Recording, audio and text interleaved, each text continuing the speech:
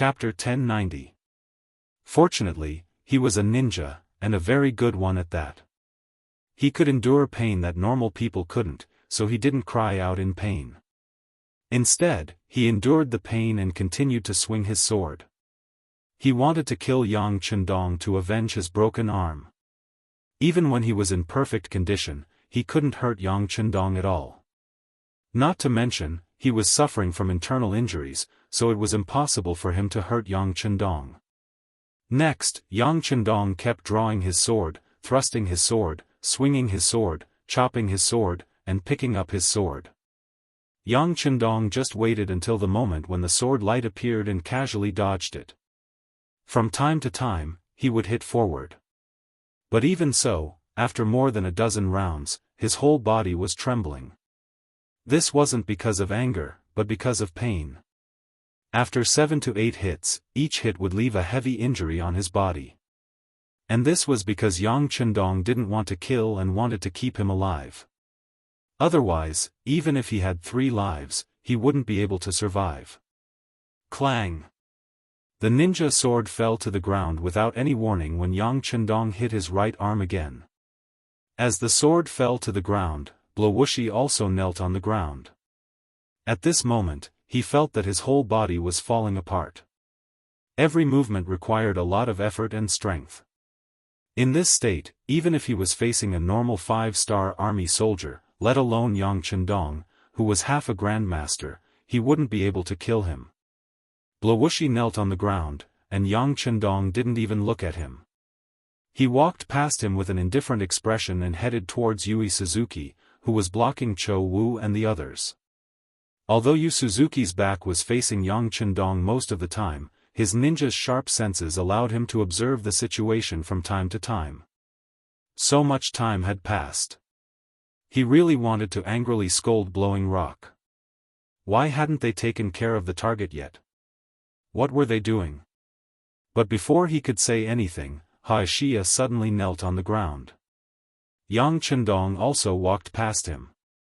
Yu Suzuki knew that Kurosawa did not complete the mission, but he did not have the time to think about the reasons. A glimmer of light appeared in his eyes. Upon closer inspection, there was even a hint of excitement because the target was walking towards him. Didn't that mean that his opportunity to make a great contribution had arrived? Among the 3 people who came, Blowing Stone's strength was the strongest.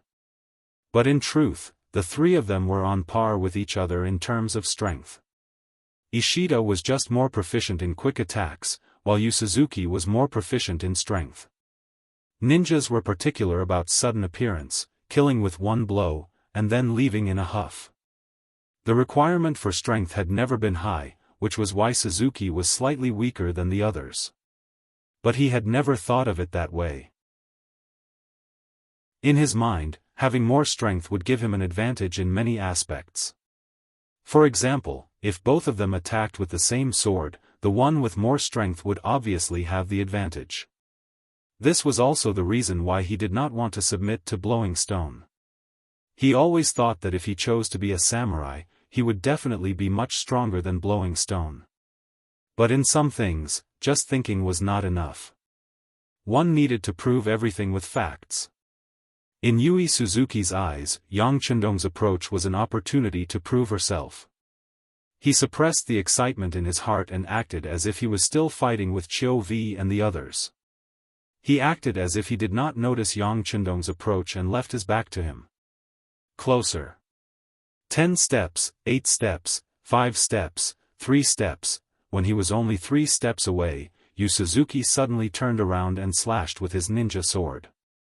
Under the support of his powerful strength, the sound of wind whistling could be heard. At this moment, Yu Suzuki was confident that even if there was a tree in front of him, he would be able to cut it in half. You're courting death. Yu Suzuki suddenly gave up on him and the others and attacked the 6th young master, causing Chiu Vi and the other Long Way members to shout. They shouted and slashed at Yu Suzuki's back. Yu Suzuki acted as if he did not hear them. In the eyes of a ninja, there was only the mission. As long as the assassination mission was completed, what was a little injury? On the contrary, it was a military medal that could be used to prove one's strength. With excitement in his eyes, the ninja sword slashed across Yang Chendong's neck. At this moment, Yu Suzuki's face revealed a smile. It was the excitement and joy of completing the mission, but more than that, it was the joy of proving one's strength. The sword flashed and slashed across Yang Chendong's neck. This scene also shocked Qiu Vi and the others who were rushing over. The sixth young master had actually been injured under their protection right under their noses. Based on this alone, their lives as dragon guards had come to an end. From now on, not only would they no longer be envied by others, but they would also have to live with shame for the rest of their lives. This was something they did not want to see. At this moment, they only wanted to kill Yu Suzuki, so what if they had to pay with their lives? At least, they could use their deaths to prove their loyalty. Several blades slashed at him from behind, and Yu Suzuki was already prepared to dodge. After all, he was a ninja, and his reaction speed had always been very fast. But what happened next made him stop for a moment. And it was this moment that gave Qiu Vi and the others the opportunity to attack, causing him to suffer several blade wounds and fall to the ground. There was only one reason why Yu Suzuki stood there like a fool. After the sword was slashed, there was no resistance, and no blood was spilled. It was as if he had slashed through the air, but he clearly saw the sword slashing through the target's throat. What the hell is going on? No one knows, and no one will know, what is the limit of Yang Chendong's speed right now. Because just now, because his speed was too fast, there was actually an afterimage. That ninja sword was just an afterimage, but because it was too fast, it actually gave people a very real feeling. Yang Chendong, who used his extreme speed, appeared next to Yu Suzuki. But he didn't take the opportunity to attack. Qiu Vi and the other Longwei ninjas had already attacked. He already knew the result.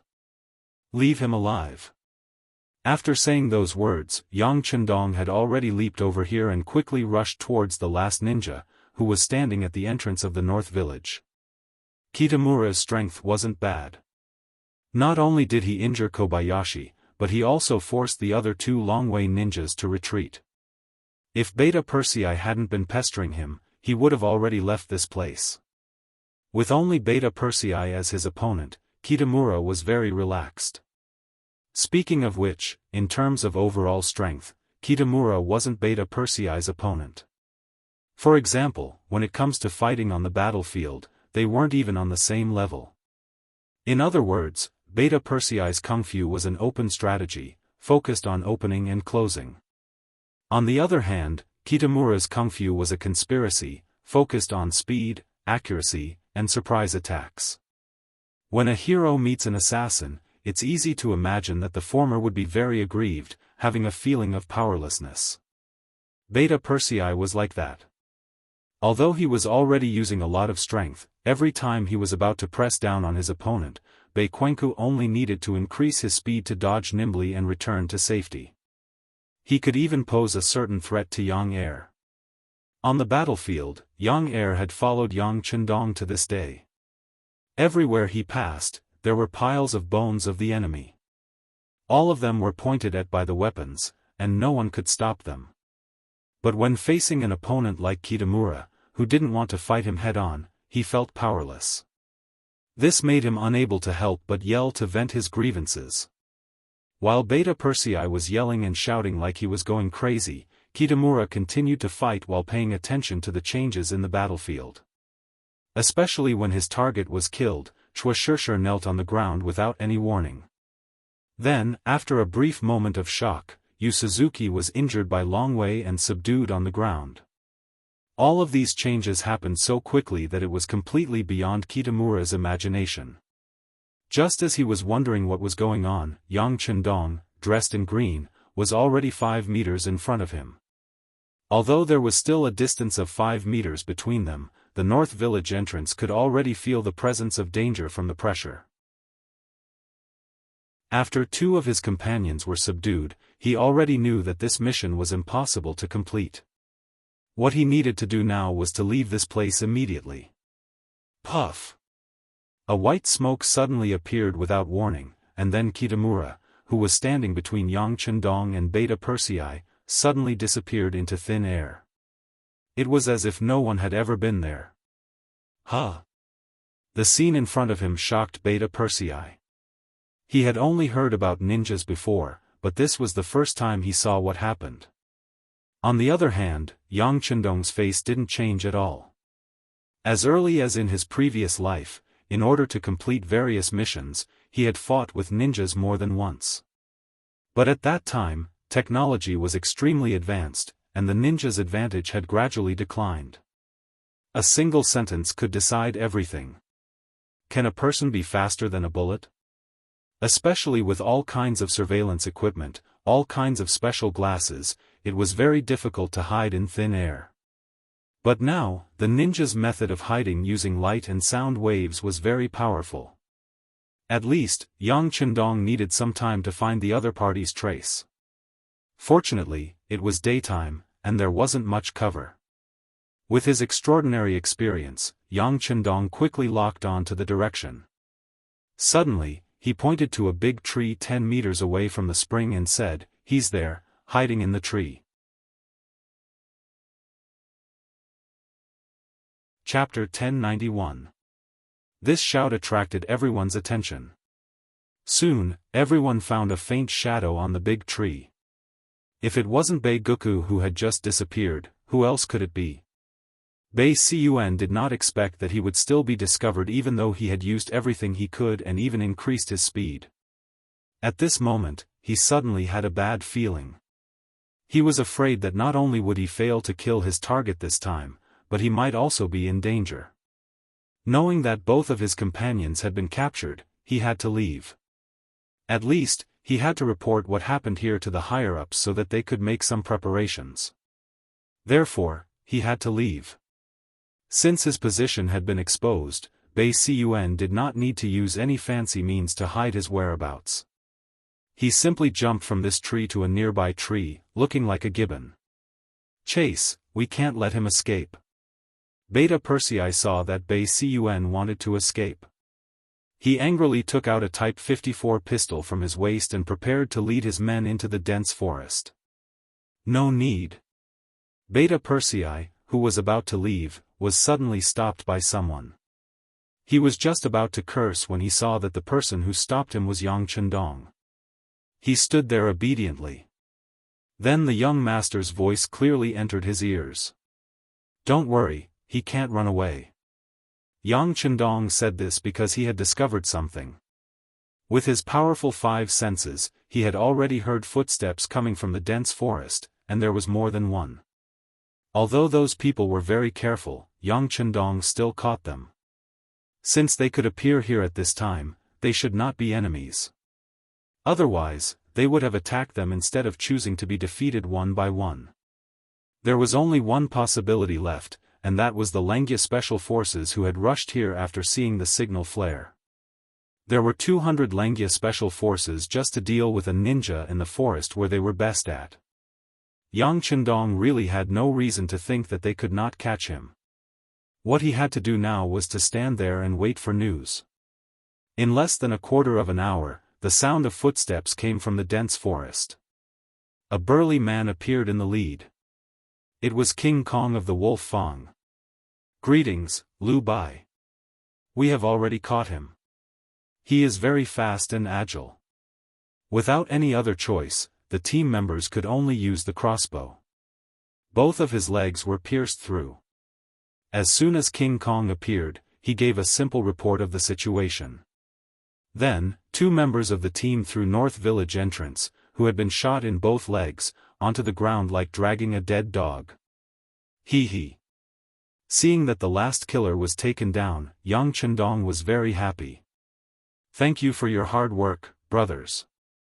Now, do one more thing. Pull out all their molars immediately." Yang Chendong, who has long known the habits of ninjas, will never give the 3 people a chance to commit suicide. They are of great use. Their role was no less than that of an army of thousands. How could he let them die so easily? Yu Suzuki and the other two did have poison hidden in their mouths, which was used to commit suicide at the most critical moment. But because the matter hasn't reached the final moment, they still want to take the opportunity to see if they can escape, so no one thought of committing suicide. Who would have thought that Yang Chendong, who was clear about all of this, would make the first move and take away their last chance to commit suicide? At this point, the three of them had become meat on the chopping board, waiting to be slaughtered. The interrogation was handed over to Beta Persei. Yang Chendong took Junko's hand and returned to the 5-star Army's camp under the protection of Chiu Vi and the others. The three special ninjas were all captured by Yang Chendong. Especially after Shaolin, who was in the crowd, recognized the identities of the three people. The extent of the sixth young master's strength had become a mystery. Everyone only knows that if it's a one-on-one battle, no one can last more than 3 rounds against the sixth young master, and most people can't even last 1 round. They are also proud to have such a powerful leader. These days, Matsumoto Kazuma's life has not been good. He has undergone inhuman ninja training since he was a child.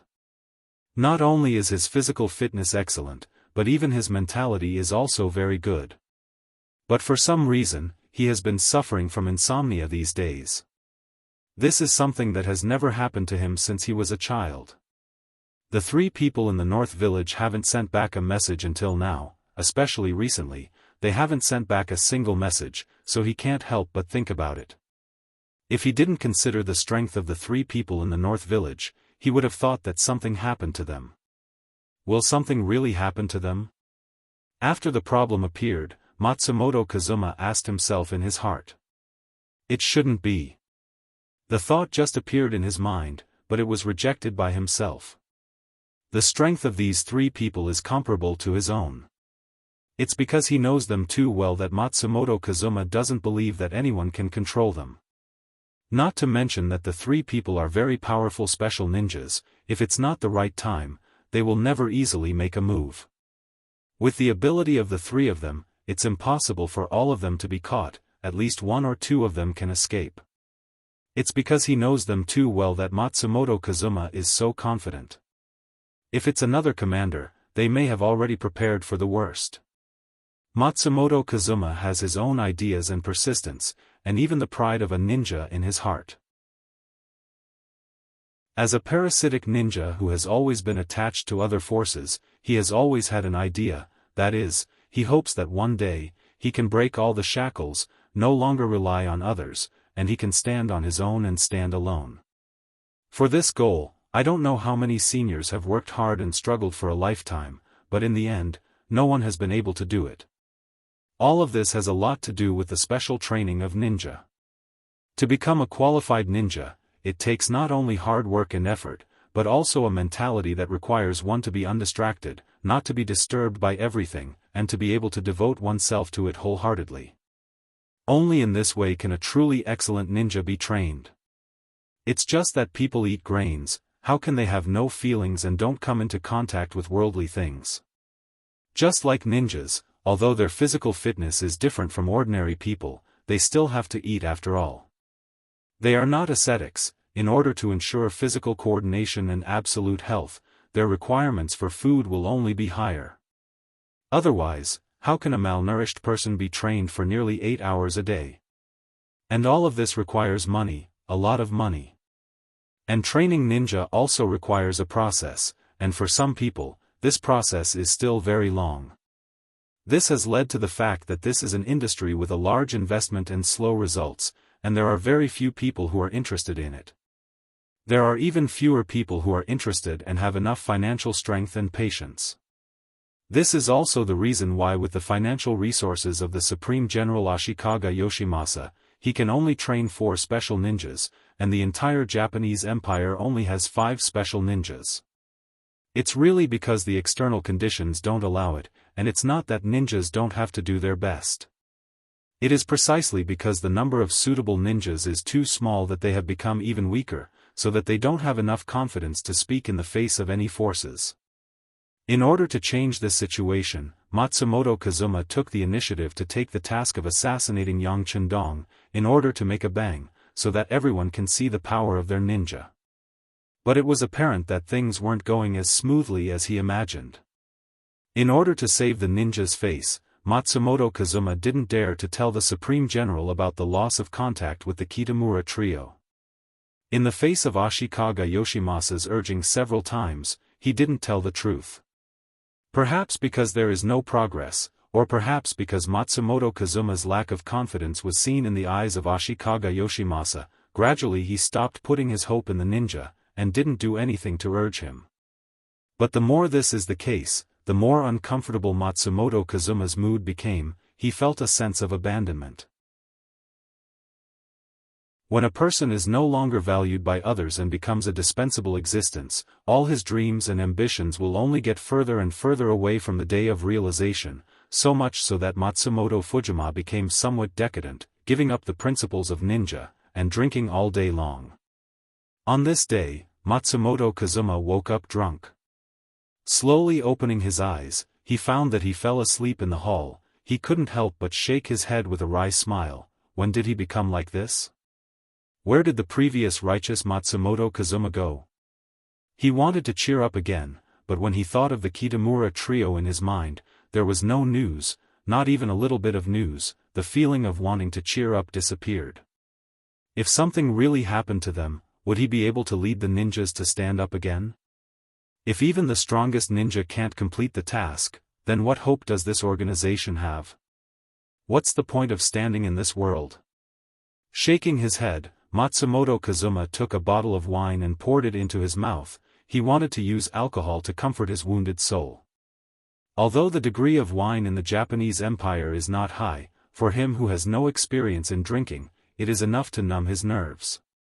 After pouring a third of the bottle of wine into his mouth, Matsumoto Kazuma felt a slightly spicy taste. The corner of his mouth revealed a satisfied smile. He really didn't know what else to do besides drinking. Clang! The loud sound of the door opening aroused Matsumoto Kazuma's vigilance. This is the ninja courtyard. According to the ninja's behavior, even the lowest genin walks quietly. It is absolutely impossible to make such a big noise when opening the door. This noise also attracted Matsumoto Kazuma's attention. Just when he was about to get up and go outside to see what is going on, the sound of sword clashing entered his ears, and then the door of his bedroom was pushed open, and 4 ninjas rushed in. Kun Matsumoto, we are surrounded. It is the Supreme General's samurai team. Some of our companions have died in the courtyard. You should leave quickly. Chapter 1092. The Great General's Samurai Team? Matsumoto Kazuma's face changed. They are the elites of the Great General's Guard. How many people have tried to assassinate Ashikaga Yoshimasa, but they have been saved by this team, and they have become the same trump card as the ninja team. It's just that the former is more suitable for defense, and the ninja are more suitable for assassination.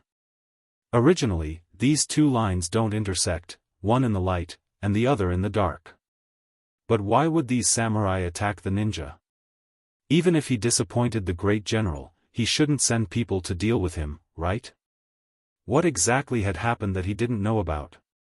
The doubts on Matsumoto Kazuma's face were seen in the eyes of the 4 jonins, and they became even more anxious. The samurai's movements were very fast, coupled with their preparation. The ninja's team had already suffered a lot. If they don't escape in time, I'm afraid they won't even have the chance to leave this place. One of the jonins was so anxious that he ignored Matsumoto Kazuma, who was still immersed in his fantasy, and took the initiative to step forward and grabbed his arm and said, "Kun Matsumoto, leave here first. As long as you are still alive, there is still hope for our ninja." Yes, yes. The other 3 jonins also made a sound and tried their best to cooperate. No. I won't go. I want to have a good talk with them. Why do they want to attack our ninja? Does the great general know about this? Matsumoto Kazuma's temper rose.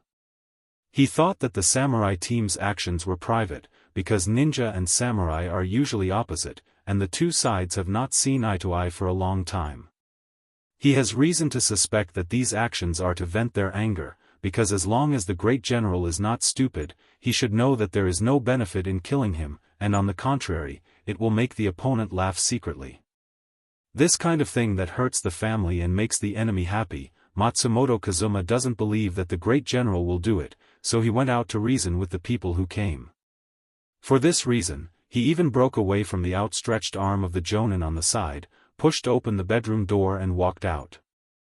The courtyard that belongs to the ninja has long been designated as a training base, so the area here is not small. At this moment, the people here have long been fighting in a group, there are ninja corpses everywhere, and the air has long been filled with a pungent smell of blood. When Matsumoto Fuma walked out, he saw this scene. He also happened to see a samurai holding a bushido and slashing at a genin. Out of instinct to protect his companions, he jumped out and kicked the samurai's wrist, forcing him to retreat, and then he shouted. "What are you doing? Who gave you the right to attack? Ha ha ha, Kun Matsumoto, are you finally willing to come out?" The short silence was broken by a burst of laughter. A man, who is slightly taller than the ordinary people of the Japanese Empire, walked out of the crowd. He is 178 meters tall and has a strong aura. His appearance is very dazzling for the people who are less than 1.7 meters tall. The man walked out in large strides, and when Matsumoto Kazuma saw him, he couldn't help but stare at him and said, "Yamaguchi-kun, you came in person?" Yamaguchi Fukada, Ninja General Ashikaga Yoshimasa's bodyguard, and also the captain of the samurai team. He is one of the most trusted people of the ninja general. Oftentimes, his appearance and actions could directly represent the supreme general, which was why Matsumoto Fuma was so surprised. Looking at Yamaguchi Fukada, Matsumoto Kazuma couldn't help but think, is all of this really the ninja general's idea? Yes, I came in person. Since Kun Matsumoto is here, can you ask your ninjas to stop first? I also know that you must have a lot of questions, so you can come with me to see the ninja general, and if you have any questions, you can talk to him face to face.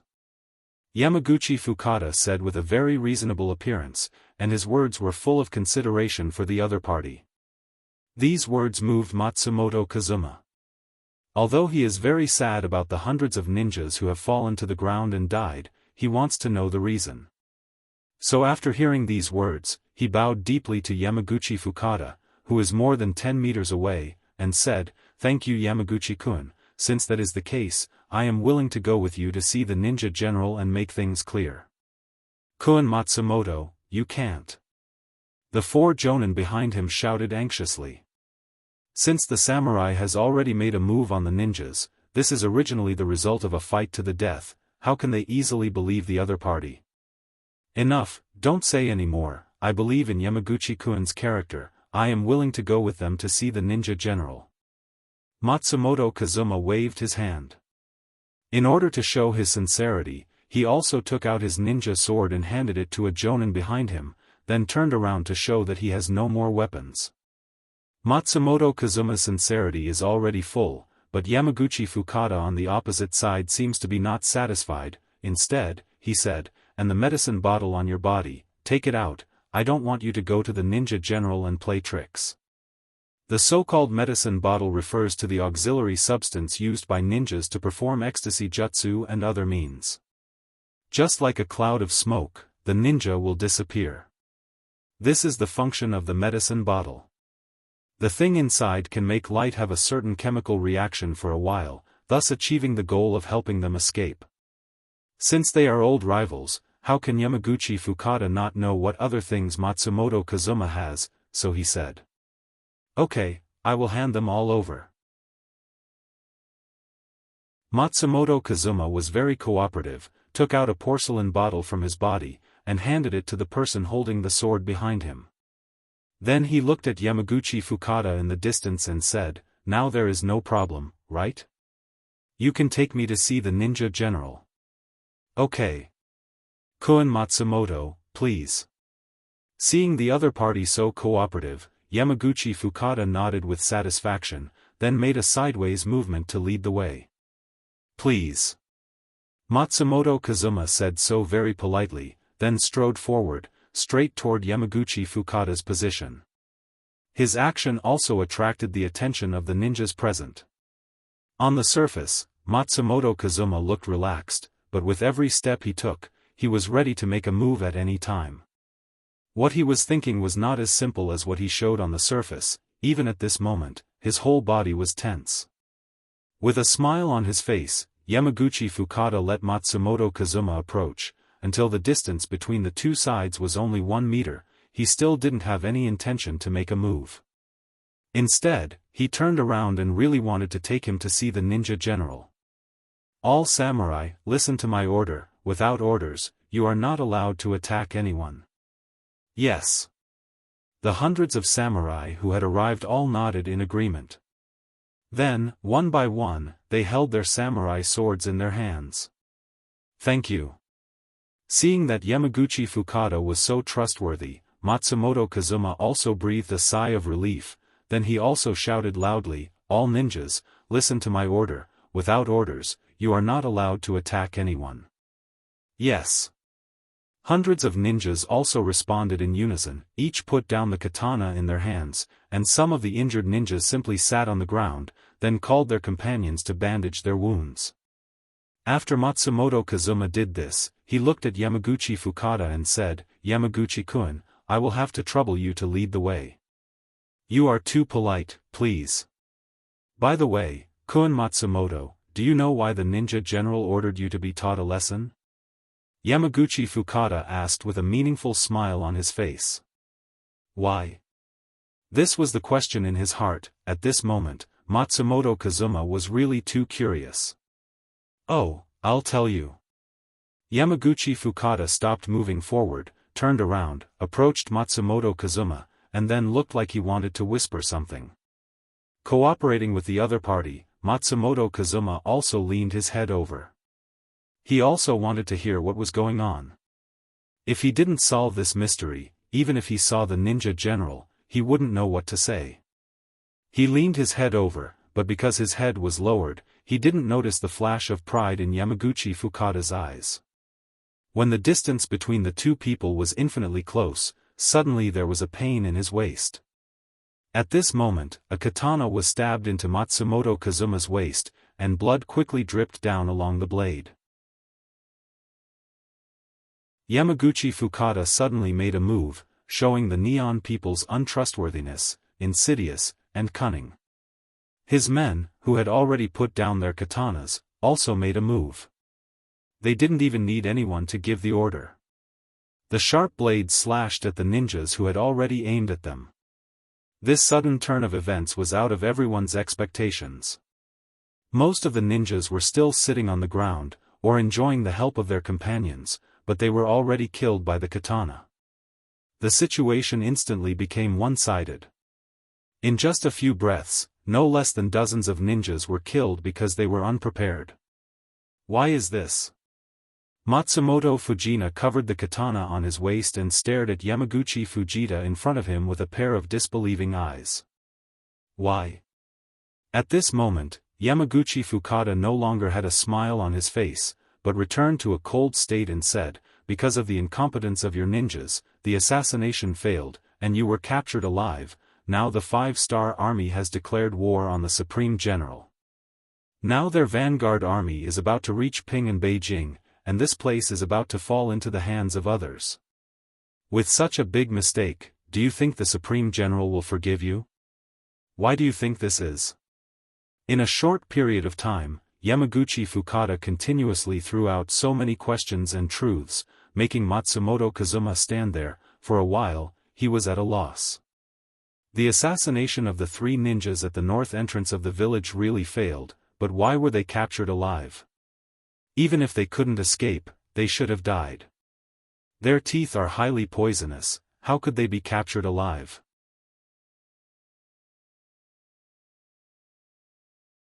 Chapter 1093. After telling the answer, Yamaguchi Fukada looked at his old opponent Matsumoto Kazuma's painful expression and couldn't help but laugh proudly. This time, he didn't only want his opponent's life, but he also wanted his opponent's despair. Only in this way can he be considered to have defeated his opponent. After laughing, Yamaguchi Fukada once again raised the butcher's knife in his hand. Looking at his appearance, it was clear that he wanted to continue to chop down and end his opponent's life. Koen Matsumoto, quickly leave. A figure suddenly rushed over, and when the knife fell, it was chopped on the figure. Looking carefully, it was one of the 4 ninjas who persuaded Kuroto to leave. He used his body to block the knife, giving Matsumoto Kazuma a glimmer of hope to survive. The knife fell, but it didn't hit Matsumoto Kazuma's body. Yamaguchi Fukada's eyes showed a trace of anger. He pulled out the knife and slashed again, but he lost the opportunity to kill, because the other 3 ninjas rushed over. 2 of them waved their swords to block the knife, and the other ninja carried the stunned Matsumoto Kazuma and jumped toward the courtyard. Obviously, he wanted to take him away from here. Want to leave? Yamaguchi Fukada's face didn't show any panic. Obviously, he was very familiar with ninjas, so he was already prepared.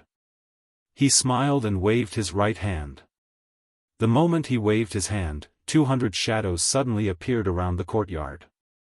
They were wearing samurai clothes, and they were holding strong bows and crossbows in their hands. Their standard and uniform movements proved that they were a well-trained army. When 200 shadows appeared, many ninjas' eyes showed a look of horror. Some people couldn't help but shout. "My God, Divine Archery Battalion!" The Divine Archery Battalion was composed of the best archers in the Japanese army. They not only have nearly 100% accuracy in archery, but also undergo strict physical training. According to the founder of this army, General Ashikaga Yoshimasa, this army must be able to use bows and arrows, and use swords to kill the enemy. The requirements were too harsh, so it has been established for a long time, but the number of people has not been very sufficient, only 500. It became a trump card in the hands of the general, and he won't act rashly. What Kuroto didn't expect is that this time, in order to deal with ninjas, he actually dispatched 200 people. It seems that this time Kuroto is really angry, and he wants to destroy this ninja unit that he used to be proud of.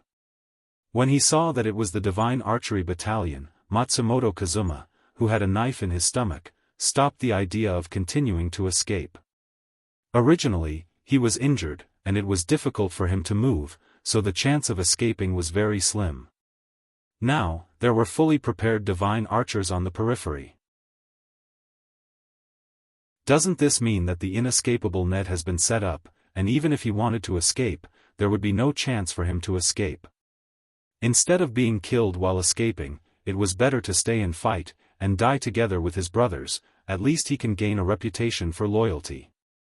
Matsumoto Kazuma pulled back his hand and said to the jonin who was helping him to leave, "Forget it, there is no chance. It is better to fight with all our strength, and kill a few more people is equivalent to revenge for our brothers." The jonin didn't speak. At this moment, he didn't know what to say.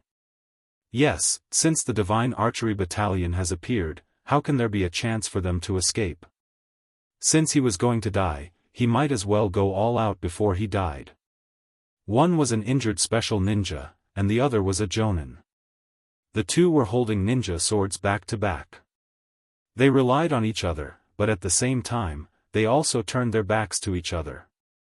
They were ready to kill the enemy at any time. Matsumoto Kazuma stopped running, and Yamaguchi Fukada laughed proudly.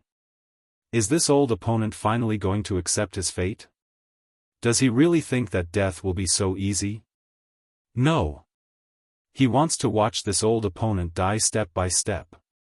Even if he dies, he won't let this old enemy die easily.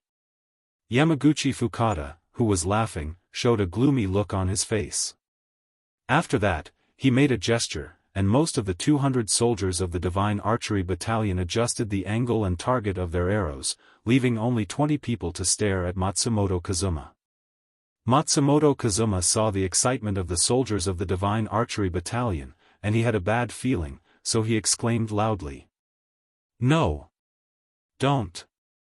As if to confirm his guess, as soon as his shout fell, hundreds of arrows broke through the air and shot toward those ninjas who were desperately resisting in the courtyard.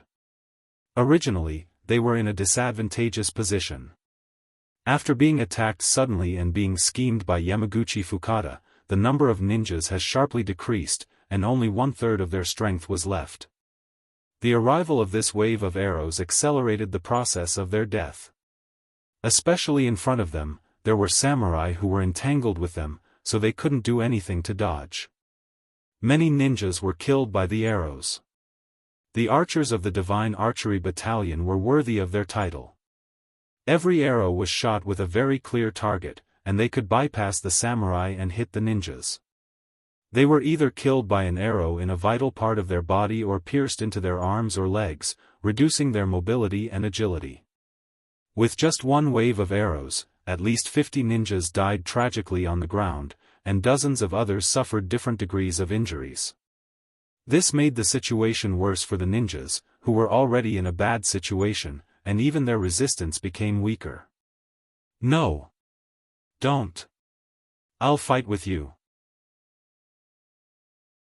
Watching the ninjas he trained hard and his companions who have been with him for many years being shot one by one under his eyes, Matsumoto Fuma's eyes were red, as if they were about to spit out flames. He wanted to kill all the enemies. In anger, Matsumoto Kazuma completely ignored the knife wound on his abdomen. Even if he was injured, a special ninja was still a special ninja. Like a cold wind, he killed his way into the samurai who were showing off their might, and then stabbed his sword to the left and right. One by one, the samurai who were unprepared, or who were prepared but had no power to fight back, became sheep in the lion's mouth, became the target, and were stabbed to death on the ground. Originally, he had a face full of laughter, imagining how painful it would be for Matsumoto Kazuma to watch his subordinates and companions die one by one. Suddenly, when he saw this person move and kill several of his subordinates, the smile on his face disappeared, and was replaced by anxiety and anger. A person who was about to die, an ant that he could trample to death at any time, dared to resist. This was unacceptable. Yamaguchi Fukada roared, and then rushed toward Matsumoto Kazuma with his sword. At the same time, he didn't forget to make a shooting gesture toward the surrounding walls. The expressions of the 20-God Arrow Battalion and the Master Archers were also very ugly. Originally, they thought that Matsumoto Kazuma was already a fat piece of meat on the chopping board, and they could decide his life and death as they wished. But they didn't expect that he dared to resist, and in such a short time, he even killed 2 samurai. This was simply a provocation to their archery skills. "Release the arrows." A captain couldn't help but shout in his heart, and the arrows of the 20 master archers also moved along with Matsumoto Kazuma's movements. The advantage of ninjas was their flexibility and the strangeness of their figure. When it came to face-to-face combat, they were not as good as samurai. This was also the reason why ninjas were always suppressed in a head-on battle. But when they were able to fully exert their advantages, like Matsumoto Kazuma now, who was constantly moving among the samurai like a civet, it was impossible to completely capture his figure. The archers finally found a chance to shoot a few arrows, but not only did most of them miss, but one arrow even hit a samurai's body, accidentally injuring one of their own. Matsumoto Kazuma's speed was so fast that it was beyond his usual level. He also saw that the wound on his lower abdomen was constantly dripping blood, and he knew that if this continued, he was afraid that he wouldn't be able to live long, even if others didn't kill him. Since he knew that he was going to die, what was there to be afraid of? He just had to give it his all and kill as many people as he could. It could also be considered as an explanation to his brothers as a captain. At least if they could be together after death, he wouldn't be ashamed of anyone. Matsumoto Kazuma, who was close to madness, became synonymous with the Grim Reaper. Wherever he passed, samurai fell to the ground. Most people only saw a shadow appear, and then they felt a pain in their body and lost their senses forever. Because of Matsumoto Kazuma, the courtyard became more and more chaotic. Originally, it was only a one-sided battle, but now it became a situation where everyone could become prey. At this moment, on another high wall 500 meters away from the courtyard, a group of black-clothed men were lying there, as if they were a layer of black tiles on the roof of the courtyard. If it wasn't for someone speaking at this time, no one would be able to tell that everything in front of them was made of human bodies. "General, please save our comrades, and our captain, he's about to die." With an anxious expression, Chuashiki used his binoculars to see everything clearly, and finally couldn't hold it in and begged. At this moment, Chuashiki wasn't interested in asking what the binoculars in his hands were, or how it could close the distance between them. Right now, he only wanted the people around him to help and save Matsumoto Kazuma and his brothers. "That's right, General, please act quickly. As long as you can save our captain and comrades, I'm willing to swear that I'll be loyal to Bugnam of Gojoseon for the rest of my life." Yu Suzuki also spoke. Compared to Chuashiki, he was willing to swear his loyalty. Other than Kitamura, who was still recovering from his leg injury, Yu Suzuki and Chuashiki, who hadn't fully recovered from their shoulder injuries, were also here. The reason why they were here was all because of Yang Chendong.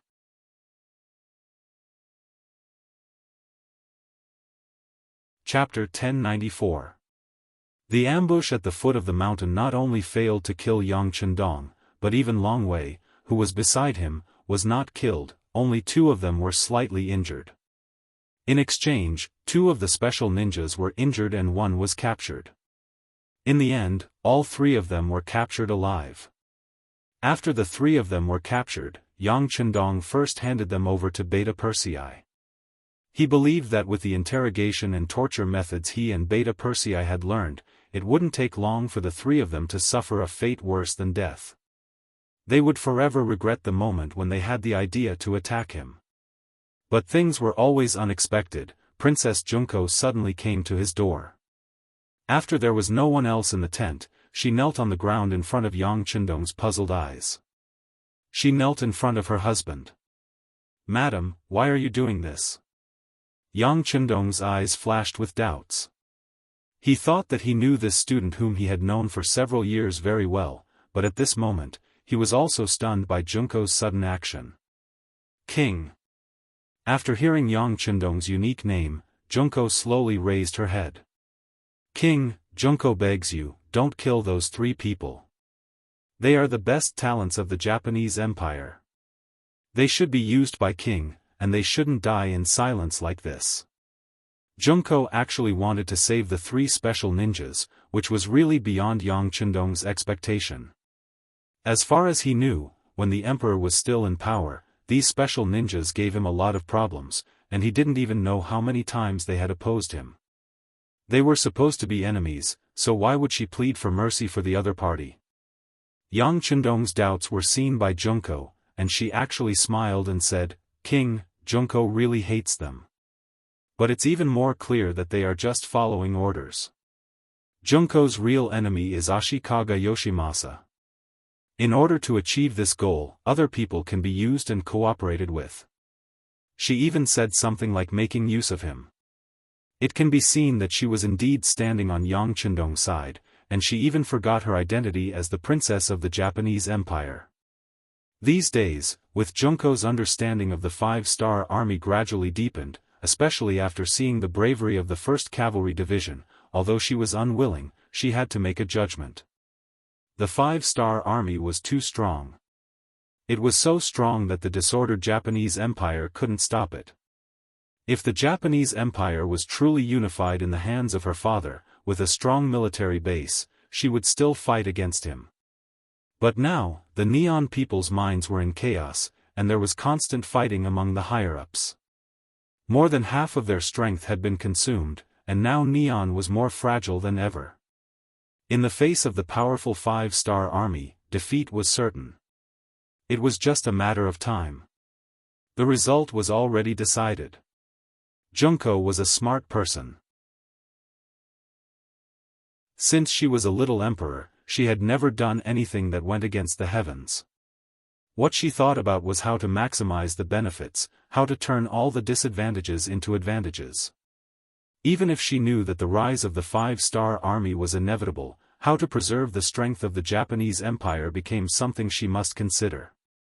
Although she didn't dare to have extravagant hopes of reviving her country, she didn't dare to imagine that even if Yang Chendong had become her man. As a person who was born in a country where women's rights weren't valued, she had such thoughts and awareness since she was a child.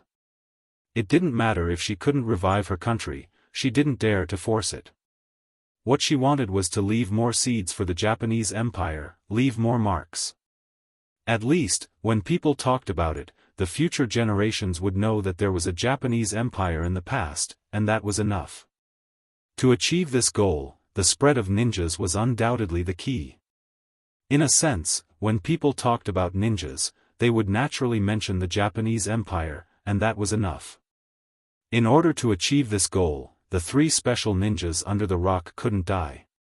This was the reason why she came to see Yang Chendong, and she didn't hesitate to kneel down as soon as they met to achieve this goal. Junko opened her mouth to plead for mercy for the 3 special ninjas, which was somewhat beyond Yang Chendong's expectation. Confucius said that only villains and women were difficult to raise. One of the meanings was that women were often emotional creatures. Logic had little effect on them, and they were often more used to acting on their emotions. With this point in mind, Yang Chendong never thought that Junko would plead for mercy for any of Ashikaga Yoshimasa's subordinates. Even if the death of her father's family wasn't directly related to those people, there was always an indirect relationship. It would be good if she didn't come to beg him to kill all of them. How could she plead for mercy for them? Junko's abnormal behavior also attracted Yang Chendong's attention. He discovered that he had been underestimating this woman. She was really worthy of being born in the imperial family. Her behavior was really different from others. This move also successfully attracted Yang Chendong's attention. She was even willing to let go of her father's death. Such a woman really made people vigilant. Madam Hachi, what are you doing? Do you want to use them for yourself? Yang Chendong asked bluntly, without any probing. He directly spoke out his thoughts. When the words came out, Junko's face suddenly stiffened. She knew that her behavior was misunderstood. She also knew that once Yang Chendong had a bad opinion of her, she was afraid that she would never be happy. Even if it was for herself, she had to explain clearly. My king, I don't want to use them for myself. Since I gave you my body, I have paid all my feelings. I just want to be the 8th madam, and I don't have any thoughts or desires. If my king doesn't believe me, you can send someone to send me away now. I promise that I won't complain. Junko raised her head and looked at Yang Chendong with a very firm look, expressing her feelings. The two of them stared at each other in this way. At this moment, Yang Chendong seemed to be able to see Junko's heart through her eyes. This scene lasted for about 3 or 4 breaths of time. Finally, Yang Chendong took the lead to turn his head to the side. He didn't want to doubt Junko. He also liked this lovely but ill-fated girl. Whether it was out of pity or affection, he didn't want to give up on her so easily. Therefore, he didn't want to guess her real thoughts. Well, I believe you for the time being. Then tell me, if you don't want to take them for your own use, what are you trying to do? Yang Chendong asked. Facing this question, Junko was determined to be honest. She knew that there weren't many chances for her to explain. If she didn't seize this opportunity, she was afraid that she wouldn't have another chance to explain everything and tell her thoughts. My king, Junko knows that this time, the Japanese Empire is doomed. Perhaps it won't be long before the Japanese Empire becomes a province under the 5-star army. Speaking of this, the corner of Junko's mouth couldn't help but twitch slightly. After all, the motherland was about to be destroyed, no one would be happy. But when she thought about how her parents and brother died in the hands of her own people, she thought that even if the Japanese Empire was powerful, it wouldn't be able to escape the sharp sword of the 5-star army. She quickly felt relieved and continued to say, the Japanese Empire becoming a province under the 5-star army is a good thing for the people. Junko is happy for them. Oh? You really think so? Yang Chendong suddenly interrupted and asked. For Junko, who had already become his 8th wife, Yang Chendong didn't want to force her. But today, since they had talked like this, some questions that were usually difficult to ask could be asked clearly. He hoped that through today's conversation, they could completely eliminate the last barrier between them, and become a truly selfless husband and wife. Yes. Junko said with a very firm tone. The Japanese Empire becoming a province under the 5-star army is naturally a good thing for the people. They can forever avoid the flames of war, and live a peaceful and happy life. This is of course a good thing. It's a good thing for the people, but for the higher-ups of the Japanese Empire, it's not necessarily a good thing. Yang Chendong said again. At the same time, he stared closely at Junko, wanting to see her true thoughts. That's right, it's not a good thing for the higher-ups. But the royal family has been destroyed, and for Junko, there are no higher-ups. Now, Junko is not a princess, but a commoner, the 8th wife of the king, that's all. Since she wants to be a wife, why does she still care about the ninjas? Yang Chendong didn't believe Junko easily, especially this woman was a member of the royal family of the Japanese Empire. The shadow of the future was too big, and he didn't want the country that he worked so hard to build to be stolen by an outsider, even if that person was his wife. When it came to the main topic, Junko didn't have the slightest intention to hide, and took the initiative to explain. Junko just wants to leave a mark on the Japanese Empire, and at the same time, as a former princess, I want to do something for them. Besides, ninjas are a very strong force.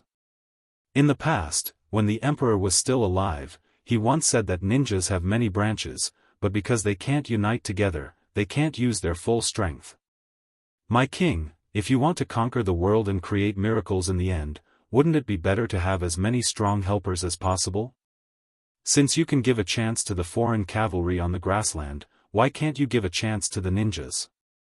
Junko said all the words in the bottom of her heart, and then looked at Yang Chendong intently. The look in her eyes was very strong. It was obvious that she hoped that Yang Chendong would agree, so that she could do something for the Japanese Empire and live up to her identity as a princess.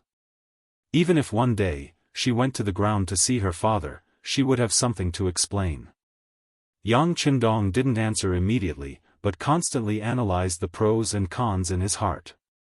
No one knew better than Yang Chendong what the Japanese Empire's people were like.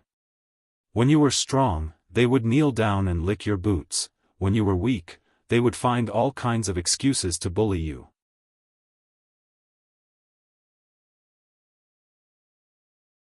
Chapter 1095. Yang Chendong didn't like such national characteristics, so he only thought of one way to deal with the so-called ninjas, which was to eliminate them. Completely eliminate them. As long as he killed all these ninjas, there would be no such title in the future. Only then could he rest assured and leave everything to his descendants. However, Junko's words were also not wrong. Why could he tolerate the grassland people joining the 5-star army, but not the ninjas? Since he knew that the people of the Japanese Empire respected the strong, as long as he was strong enough, he didn't need to worry about them rebelling against him one day. If he was really worried, he could just get rid of them after he conquered the world. Yang Chendong felt that he was in the wrong when dealing with other people, but when it came to the Japanese Empire, he didn't think that there was anything he couldn't do. After a full quarter of an hour of silence, Yang Chendong didn't say anything. Junko was waiting on the side, just like a suspect in a court of law, waiting for the final verdict. Finally, Yang Chendong opened his mouth and looked at Junko. I can agree to your request, but do you have a way to persuade them? This was equivalent to agreeing, so Junko was naturally happy. However, what she said next made Yang Chendong a little dumbfounded. My king, Junko doesn't know how to do it, but the omnipotent king will definitely think of a good way, right? There was no way to explain things, and all hope fell on himself. At this moment, Yang Chendong wanted to slap his forehead and sigh, but he didn't. As Junko said, he was the omnipotent king, of course, there was nothing that could be difficult for him. Well, if that's the case, I still need Madam's cooperation. You can do this. Yang Chendong quickly thought of a way. Although he couldn't guarantee that it would work, he didn't need these ninjas. With such a preconceived idea, it wasn't difficult to think of a plan. Yang Chendong's idea wasn't that brilliant, but it was very effective. First, he asked Junko to visit the 3 special ninjas as the princess of the Japanese Empire. She wanted to get closer to them, and at the same time, express her respect and love for them. During the contact, Junko represented Yang Chendong to express the importance of ninjas and promised to help them develop. After the implementation of the plan, sure enough, the performance of the 3 special ninjas was not as stubborn as before. As I said before, the growth process of a ninja is destined to not be able to distract their attention. They can't be too entangled with the secular world, they can only rely on other rich clans to grow up effectively. Considering that the training process is too long and requires more financial support, it effectively hinders the development of the ninja team. This was also the reason why they were under the control of Ashikaga Yoshimasa. Compared to the other forces, this general was very rich. He can only be regarded as very rich, but compared to Yang Chendong's wealth, he can't be compared to him. When Junko said that Bugnam of Gojoseon was willing to provide 5 million silver a year to support the training and development of the ninjas, the 3 were moved. With this money, they won't be disturbed by the secular world, and it won't be long before they can restore the glory of the ninja team. This was a proposal that they couldn't refuse. Of course, if they can be bought with money, then it would be too easy to deal with. In fact, it is precisely because they are not good at scheming, and it has been proven that people with distracting thoughts will not make any progress in their ninja training, so they are more honest and grateful than the average person.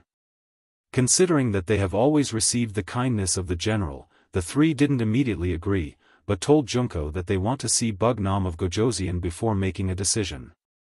This was within Yang Chendong's expectations. No matter how much a person dreamed, they had to learn to bow to reality. When Junko came and said that the 3 special ninjas wanted to see him, he didn't hesitate to agree. From the bottom of his heart, Yang Chendong is still very optimistic about the strength of the ninjas, because even in the future, the name of the ninjas is very famous, and they have become the spokesman of the military force of a certain island country. At that time, all kinds of high-tech weapons were rampant, but they still have such an influence. It can be seen that their background and lethality are powerful. If they can be subdued, then needless to say, they will be a big help. As for whether the people of the Japanese Empire are trustworthy, he naturally has confidence. After subduing them, they will not have a chance to rebel. This confidence comes not only from the wealth he has now, but also from his martial strength that has almost reached the level of a grandmaster. Grandmaster. From ancient times to the present, it has been mentioned by many people, but there are not many people who have really reached this level of strength. Zhang Sanfeng, the founder of Wudong, is one person, and Yang Chendong undoubtedly has such strength. Even with the faint 5 stars in his body, he can go in and out at any time, which is to say, he has reached a realm where he can disappear into thin air. This is very mysterious, and Yang Chendong doesn't know why such a thing happened.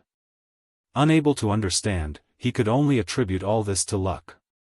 Perhaps God hoped that there would be such a person who could spread the spirit of Wuxia and unify the world. Unfortunately, this person had chosen him. In the big tent, Yang Chendong saw the 3 special ninjas under the rock. Among them, Kitamura was carried in a single stretcher. The 2 crossbow wounds on his legs were far from being able to recover in a short time. Fortunately, the treatment was timely, and after careful treatment, there shouldn't be any sequelae.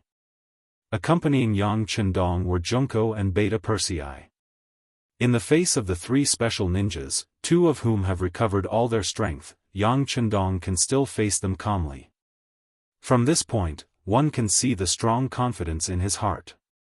At the foot of Little Een Mountain, Yang Chendong originally had the ability to take down the 3 people in a short time. If it weren't for the fact that he didn't know whether the other party had a backup plan, he wouldn't have given the other party so many opportunities to show off. Yang Chendong was calm, and even his sitting posture was very relaxed. However, Beta Persei, who was standing beside him, was very nervous. His right hand was already on the sword, and he looked like he was ready to attack at any time. He knew very well that at such a close distance, if something happened, he was afraid that he wouldn't even have a chance to shoot. That being the case, he might as well draw his sword. Since he was following the young master and was responsible for his safety, Beta Persei was naturally very cautious. Outside the main tent, the two captains, Qiu Vi and Dao Shao, each led 50 of the most elite Longwei to guard the tent. If there was any movement in the tent, they would immediately rush in. In this way, Beta Persei's nervousness and Yang Chendong's relaxation formed a sharp contrast. This was not only felt by Suzuki and Yui Suzuki, but also Junko, who didn't know any martial arts, could feel it. But she wasn't afraid at all, because Yang Chendong was by her side, and he was her king.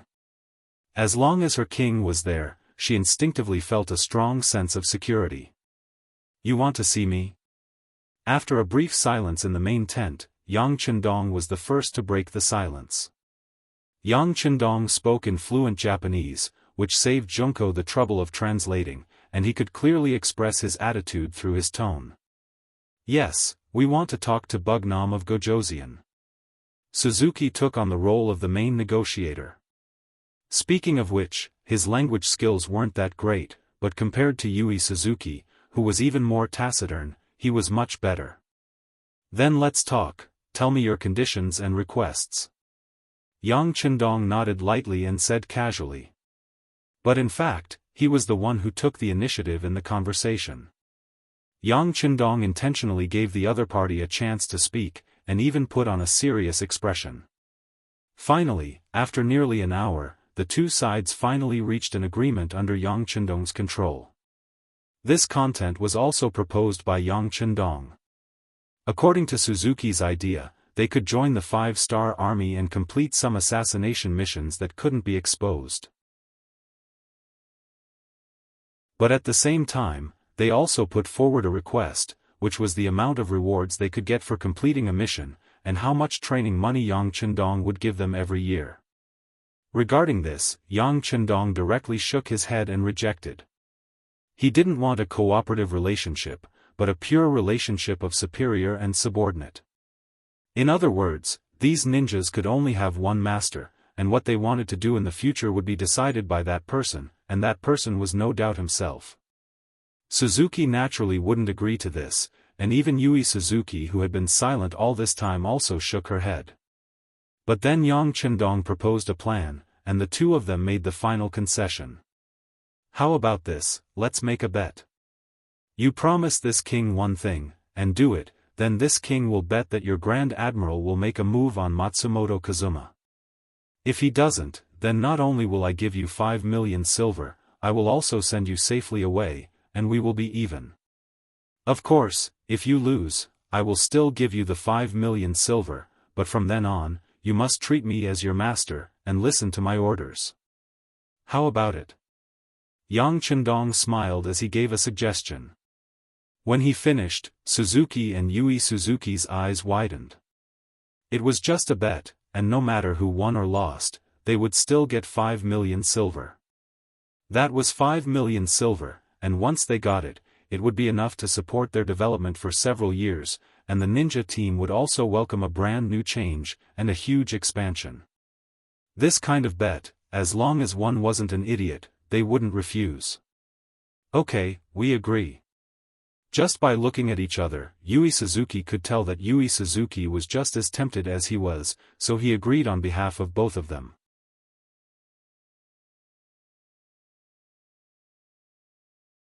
Chapter 1096. Just like that, the bet was made. Yang Chendong also told them what he wanted them to do, which was to publicly announce that their assassination attempt on Yang Chendong was ordered by the great General Ashikaga Yoshimasa, and announce it to the entire Japanese Empire. "Just this?" Chuishiki asked in disbelief. "Yes." Yang Chendong gave a very certain answer. Originally, the three of them came to assassinate Yang Chendong because of the great general's order, and they didn't feel that there was anything wrong with it. Furthermore, they were all enemies, so wasn't it normal for them to try to kill each other? They were just telling the truth, so it wasn't a big deal. Therefore, they would be able to get 5 million in funding for the development of the ninjas. No matter how they looked at it, it was a profit. Chuashiki and Yui Suzuki didn't have any reason to refuse, so they agreed immediately. Seeing the two of them agree so quickly, Yang Chendong couldn't help but smirk. He knew that he wasn't far from conquering this powerful ninja force. Because he knew what kind of consequences would come after this matter was announced to the world. Ashikaga Yoshimasa wasn't just a simple martial artist, he was also a political strategist. Even if some things were true, they couldn't be publicly announced. On this point, Yang Chendong and Ashikaga Yoshimasa had the same idea. Chuashiki and Yui Suzuki, on the other hand, were too naive, and they would eventually take the initiative to become Yang Chendong's subordinates. The facts also proved that Yang Chendong's idea was correct. When Chushi and Yui Suzuki suddenly appeared in public and pointed out the fact that they were ordered by the great general to assassinate Emperor Wu Nan of the Ming Dynasty. Unfortunately, they didn't succeed. The Lu 4th Division and the Lu 7th Division, who had already arrived at Nian, cooperated with each other and launched an attack on the nearby Ping'an capital from the Sanyang sect's Bomo area. The 100mm mortars that had been prepared beforehand were fired like raindrops, and they instantly destroyed the first line of defense set up by the great general. The 30,000 Japanese army didn't even see the shadow of the 5-star army, and thousands of people were killed or injured, and then they hurriedly retreated. When the news reached Ashikaga Yoshimasa, who was still occupying the flat well field in the Hokuriku, he was furious. Seeing that the largest resistance force in the country was about to be annihilated, the sudden change in the situation in the south caught him off guard. According to the report of the scouts, the 5-star army's attack is very fierce, especially their artillery. How can he defend against an enemy that he can't even see? Under this situation, not only will the 50,000 Japanese Empire's garrison not be able to stop the 5-star army's attack, but the Japanese Empire's capital, Ping'an Beijing, will also be lost.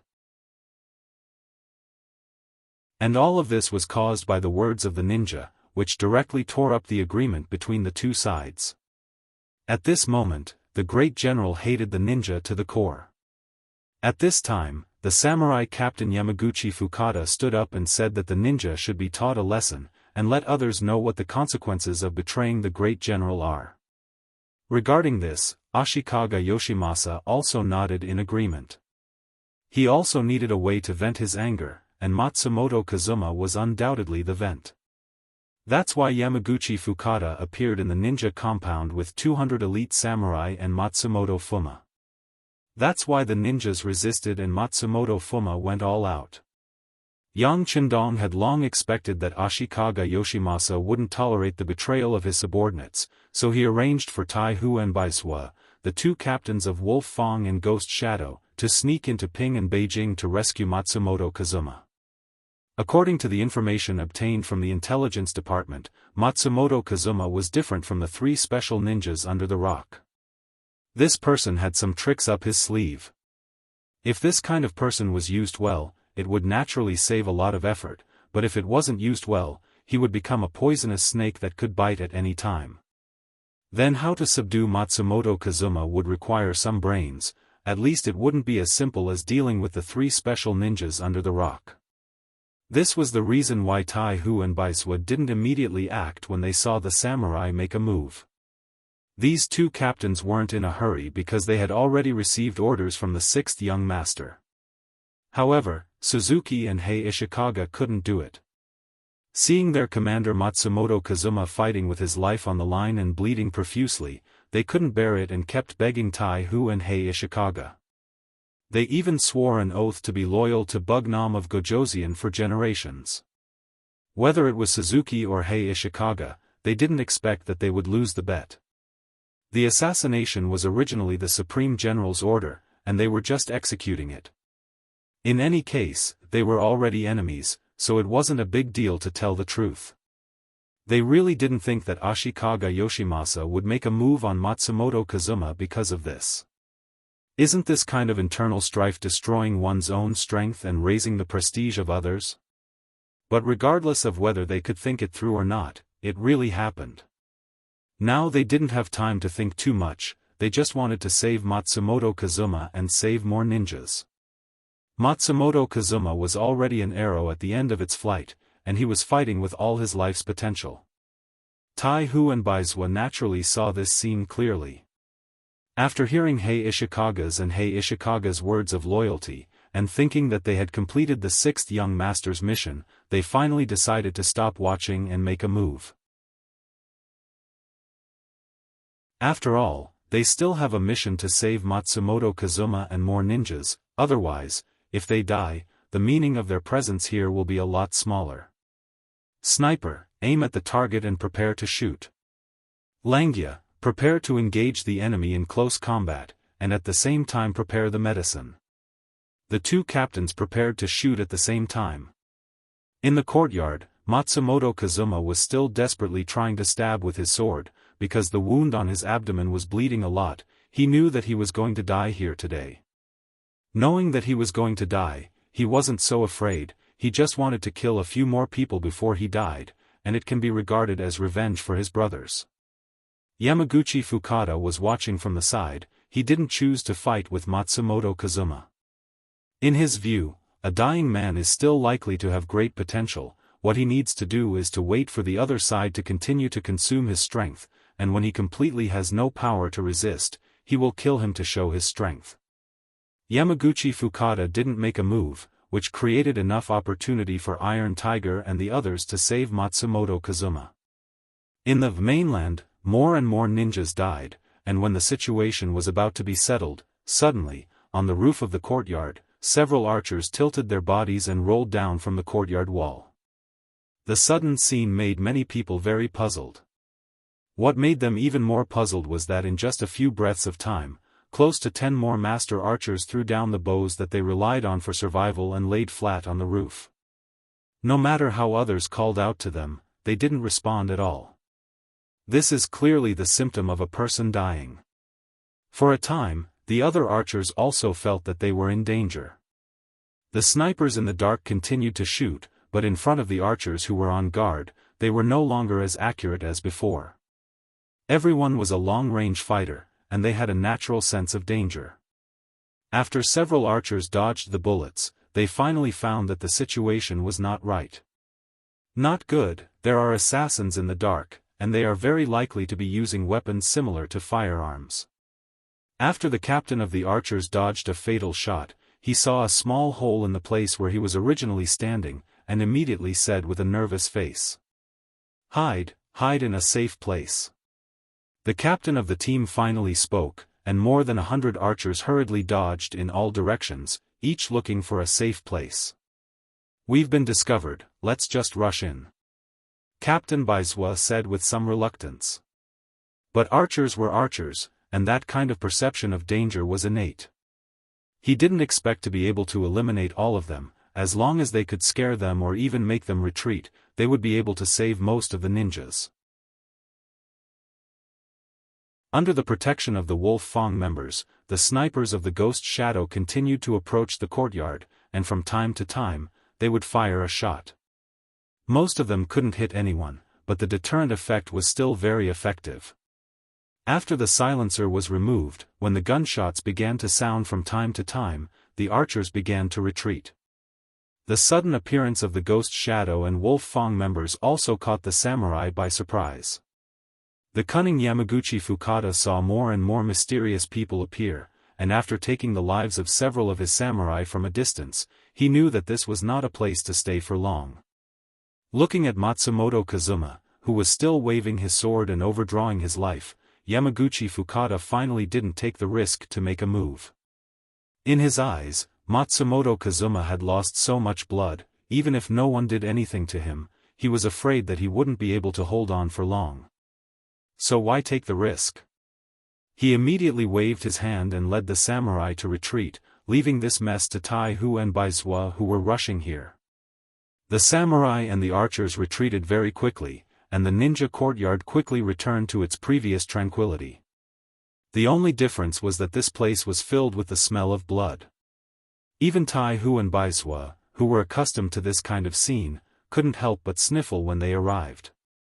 Okay, hurry up and clean up the battlefield, and bring back those who are still breathing for treatment. In a very short time, Tai Hu adapted to the smell here, and then he began to issue orders. Less than 100 ninjas, including Matsumoto Kazuma, were either supported by their companions or directly on the prepared stretchers, and were moved out of the courtyard. The main force of the 5-star army was still on the way to Ping and Beijing, and they met Tai Hu and the others. Yang Chendong also had the opportunity to personally see Matsumoto Kazuma, who was lying on the stretcher with a pale face.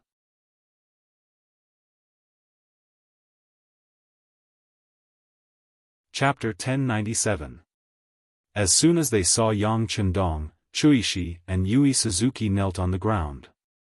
They had already heard from Tai Hu and Bai Sua that this kind of person who needed treatment due to excessive bleeding could only be treated by the 6th young master and his designated medical team. Although they didn't know what method would be used, they knew that it would cost a lot. The ninjas weren't completely accepted by the 5-star army yet, and they didn't know if the 6th young master would care about them or not. At this moment, they could only kneel and beg for mercy, hoping that Bugnam of Gojoseon would help. Their request was naturally accepted. Since Yang Chendong was determined to subdue the ninjas for his own use, how could he watch something happen to Matsumoto Kazuma, a core member of the ninjas? Come, send him to the field hospital, tell them what I said, no matter the cost, they must save him. The first Longway's Captain Chiu V hurriedly nodded and led his men to take over the stretcher. Chuishi and Yui Suzuki were left behind. They looked at Yang Chendong with gratitude and knelt on the ground again. The person was sent away for treatment, but most of the ninjas didn't think that Matsumoto Kazuma could be saved. They saw with their own eyes how much blood was flowing out of his body, and how pale and ugly his complexion was. Under their old thinking, they believed that a person's blood was limited. Since so much had been lost, no matter what methods they used, they would not be able to reverse the situation. Didn't they hear Bugnam of Gojoseon say that they must do their best to save him? Didn't he say that he would definitely be cured? There were a lot of ninjas who thought this, and the number was not small. When Chuishi heard these words, he couldn't help but stare back angrily. You have to believe in Bugnam of Gojoseon, and you have to believe that Kun Matsumoto has the strongest will in the world. He will definitely be able to survive. Although he said this, in fact, Chuishi didn't believe that Matsumoto Kazuma would really be fine. He was just doing his best and leaving the rest to fate. For the whole afternoon, nearly 100 ninjas rested in several large tents arranged for them. They were all extremely quiet. This was related to the boring life they had since childhood, and they were also worried about Matsumoto Kazuma's health. For a long time, Matsumoto Kazuma was their leader. No matter what happened, everyone was used to listening to his orders. Now that there was a problem, it was no wonder that everyone was so sad. Some people didn't even know how to face the future. Time passed little by little, the sky gradually darkened, and finally there was movement outside the big tent. Ninja's perception is very strong. As soon as they heard footsteps coming, they walked out of the big tent without anyone calling them. With the help of the torches next to the barracks, they saw that the person who came was a seemingly high-level guard who followed Bugnam of Gojoseon during the day. The person who came was tall and his voice was like thunder. After noticing that all the ninjas, even some of the wounded who were covered with gauze, involuntarily walked out of the big tent, he nodded with satisfaction. This saved him the trouble of notifying them one by one. Hello everyone, my name is Beta Persei. I am Bugnam of Gojoseon's personal guard.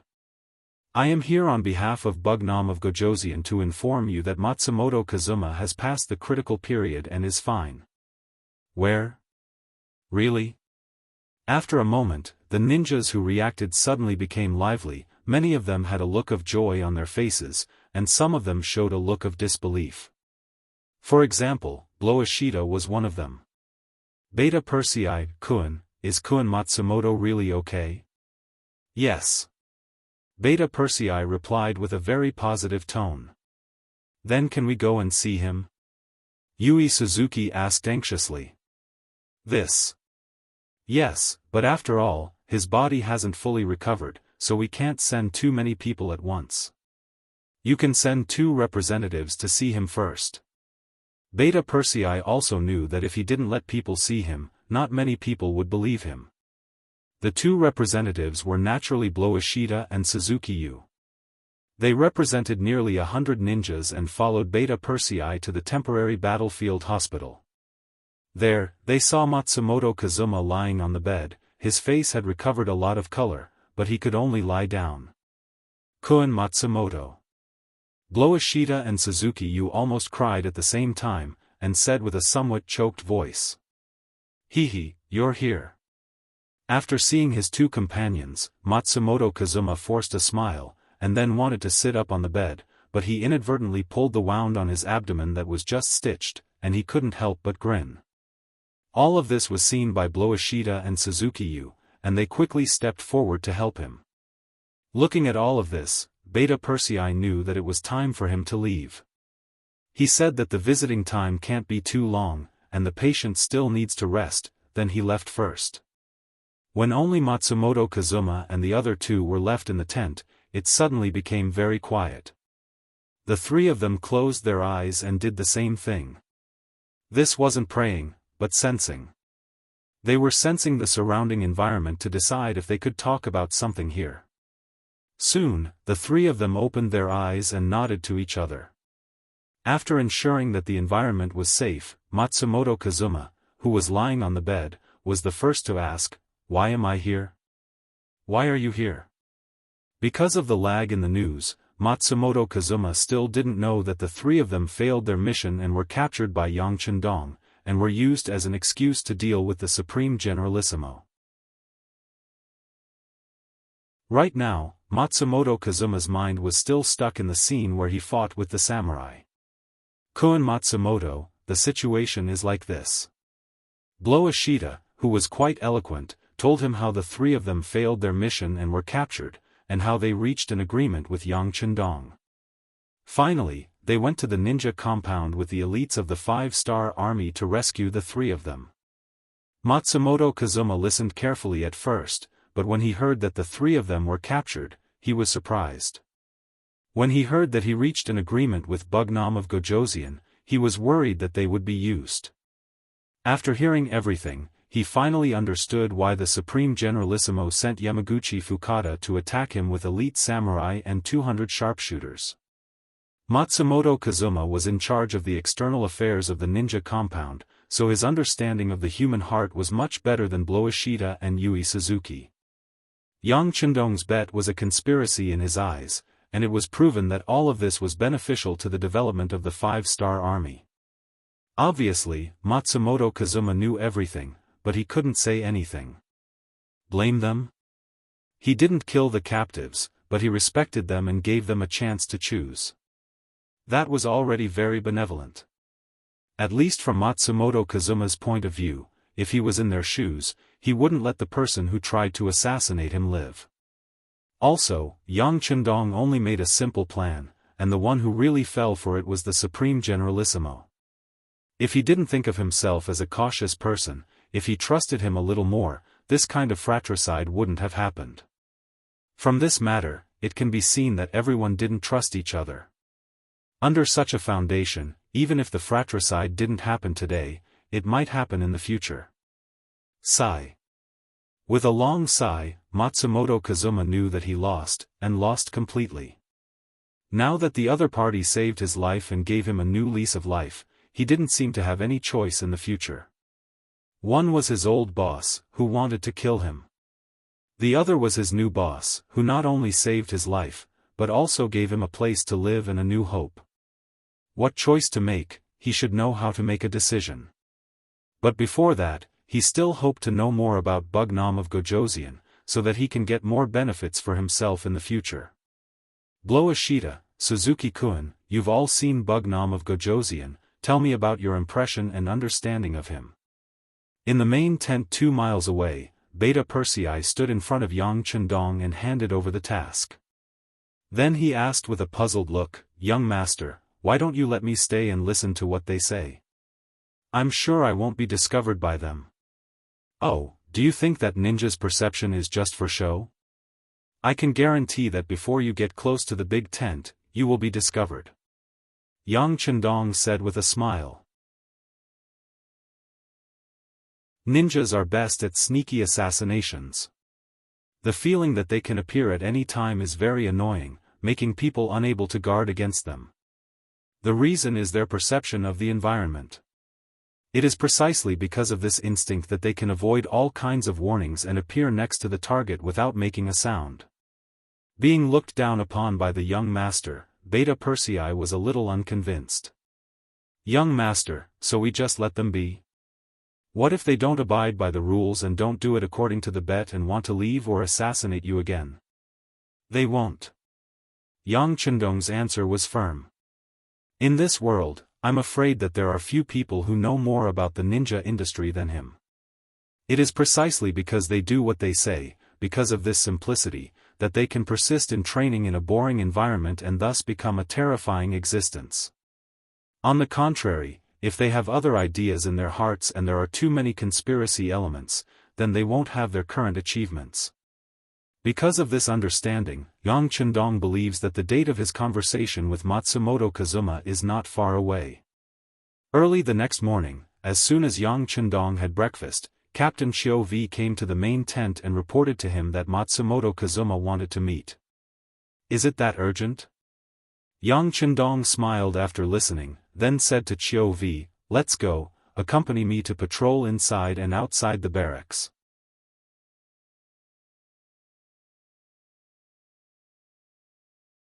Chapter 1098. Yang Chendong wanted to see Matsumoto Kazuma, but he couldn't be in a hurry. "I can't just go and see you when you want to see me. Wouldn't that be too tasteless?" He was now the great Ming prince. How high was his status? How could anyone see him just because they wanted to? Besides, at this time, the appropriate control will also play a positive role in conquering the ninja team, so why not? Yang Chendong was not in a hurry, but the one who was anxious was Matsumoto Kazuma. Seeing that it was already noon, and he had even finished eating lunch, but he still didn't see Yang Chendong's figure. He became somewhat anxious. Originally, he was anxious to see Yang Chendong because he wanted to express his attitude. That was, he was willing to accept his loss. Even if he wasn't present when the bet was made, he was still willing to accept everything. But as compensation, he also had to put forward some conditions to fight for more benefits for the ninja team. Matsumoto Kazuma was very confident that Yang Chendong would agree to some of his conditions. This could be seen from the fact that the other party didn't kill the 3 ninjas under the rock. Instead, he arranged for elite forces.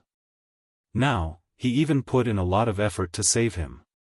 Since the other party valued him so much, if he didn't take the opportunity to put forward some conditions, wouldn't it be a waste of this opportunity? But after not seeing Yang Chendong's figure for a long time, his originally confident heart became somewhat uncertain. That is ninja really that important? At least for the leader of the 5-star army, the Ming Dynasty's Bugnam of Gojoseon, is it really that important? Until the afternoon passed, Matsumoto Kazuma's original confidence was worn down by more than half. When it was time to eat dinner, there was still no news. He even began to doubt his own importance. It was also at this time that dense footsteps came from outside the big tent. Then the curtain of the big tent opened from the outside. A tall figure took the lead to enter, bringing a lot of pressure to Matsumoto Kazuma. The first to enter was Beta Persei. He first looked around, then looked at Matsumoto Kazuma lying on the bed. After he didn't find anything unusual, he nodded with satisfaction. He turned around and respectfully said, "Young master, everything is normal." After his voice fell, Yang Chendong appeared in front of Matsumoto Kazuma with a confident smile. Although he has heard about him for a long time, this is the first time he saw King Wunan of Daimyong. Matsumoto Kazuma carefully observed the other party and found that the other party has a trace of a superior aura. The most important thing is that the confidence in his body seems to be able to infect others, giving people a sense of omnipotence. Matsumoto, don't you know how to kneel when you see Bugnam of Gojoseon?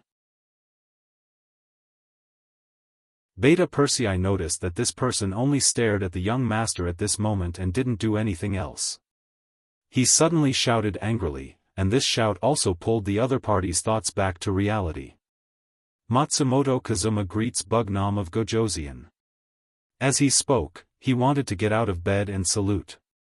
Forget it, you still have injuries on your body, just sit and talk. Yang Chendong casually waved his arm, but it was this movement that seemed to have some kind of magical power, making Matsumoto Kazuma, who wanted to get up, stop and involuntarily say, "Thank you." "You don't have to thank me, I saved you because I don't want to see a talent fall. Also, this king's time is limited, I only have the time for an incense stick to burn to listen to you. I have other military affairs to attend to in a while." Yang Chendong sat down in front of the chair that Beta Persei had brought over. Qiu Vi behind him also took out an incense stick, lit it and stuck it in the ground, using facts to tell some people that they really only had the time for an incense stick to burn. Such anxiety and such an attitude, for a moment, Matsumoto Kazuma, who had a stomach full of words, suddenly didn't know what to say. He wanted to say too much, and it was far from being able to express clearly in an incense stick's time. Otherwise, he wouldn't be able to play a very important role. If he can't explain his importance, then how can he make conditions? After waiting for a whole day, Matsumoto Kazuma really thought that Yang Chendong was very busy. If he missed today's negotiation, who knows when the next negotiation will be? He and his ninjas can't just wait like this. I have to give in. The facts made Matsumoto Kazuma quickly make a decision. Since time is limited, he can only seize the time to make demands. In order to reach an agreement in a limited time, he has to constantly give in and give up benefits. Bugnam of Gojoseon, Chuashiki-kun and Suzuki-kun said that you are willing to support the development and growth of our ninja training team, right? With a hint of probing tone, he said.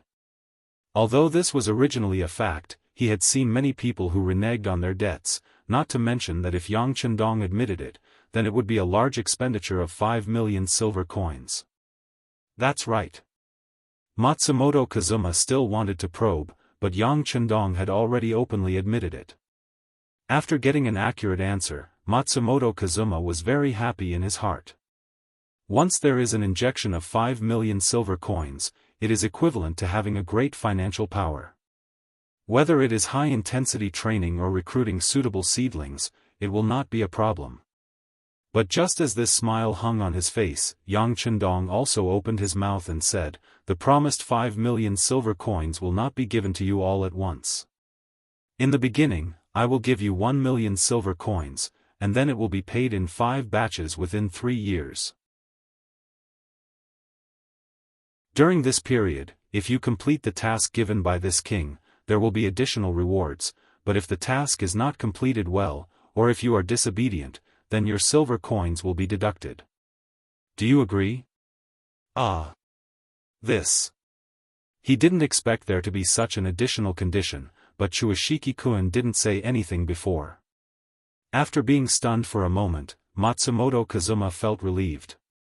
Now he was at the chopping block, and he was the meat on the chopping block. What should he do? Shouldn't it be up to him? At least he didn't deny the 5 million silver coins. This result already made him very satisfied. The time it takes for a stick of incense to burn quickly passed. Yang Chendong did as he said and got up to leave, leaving Matsumoto Kazuma alone on the bed. He was still thinking about what Yang Chendong had said. Arrange a suitable training ground, provide food, and gold. Of course, the food will be converted into silver coins and deducted from the 5 million silver coins. In addition, when there is a task to be given, the ninja team must carry it out to the letter. If they succeed, there will be rewards, and if they fail, there will be punishment. all of this was different from what Matsumoto Kazuma had imagined. He wanted to fight for a year without missions to restore the ninja team's strength, but now it seems that he didn't have the opportunity to raise the conditions, and he didn't have the ability to do so. Fortunately, Yang Chendong did what he said. Before he left hundreds of banknotes, which added up to exactly 1 million silver coins.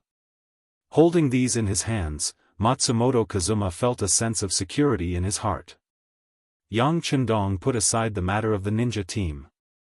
He had done what he should do, and the next development would depend on the ability of the other party. Now his main energy was focused on conquering Ping and Beijing. He wanted to take advantage of the time when Ashikaga Yoshimasa was focusing on conquering the Northern Land Road. Ping and Beijing was not only a simple region, it was also the capital of the Japanese Empire, and the political and economic center of the country. Of course, at this time, the Japanese Empire didn't have its own unique culture. Once this place was conquered, it would represent the orthodoxy in a way. In addition, Junko was the princess of the Japanese Empire. When the time came, there would be a lot of people responding to her call, and it would be much easier to deal with Ashikaga Yoshimasa.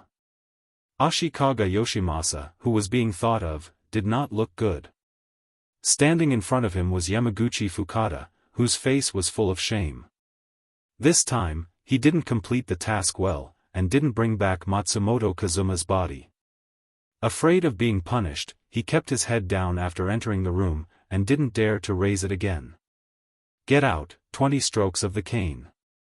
A cold voice came out of Ashikaga Yoshimasa's mouth. Yamaguchi Fukada breathed a sigh of relief in his heart and turned to receive his punishment without saying a word. He knew the general's temper. If things went wrong, it was normal for him to be beheaded. This time, 20 strokes of the cane was the lowest punishment. This was not because Ashikaga Yoshimasa had a good temper, but because he was in need of manpower, especially since the ninja team could no longer be used, and the samurai team was abandoned. The number of cards in his hand would only decrease. Yamaguchi Fukada had already rolled out, but Yoshimasa's face still didn't look too good. Originally, he wanted to capture Matsumoto Fujina alive, or at least get his body, and then hand it over to the Pentastar army to get himself out of this matter. But now, it seemed that this trump card was gone. He slowly raised his head and fell on the other person in the room. "Nin Shijuan, without Matsumoto Kazuma, the negotiation won't be a big problem, right?" Nin Shijuan was sitting in the room.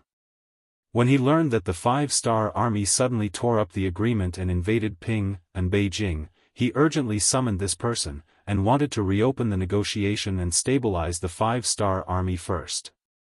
But who would have thought that the bargaining chip in his hand was gone, and all hope could only be placed on Nin Shijuan's silver tongue. Nin Shijuan, who was asked this question, frowned first. At this moment, he was a little angry in his heart. He had spent a lot of effort to suppress the 5-star army through negotiations. He had even paid the price of the entire Shanyang path for this.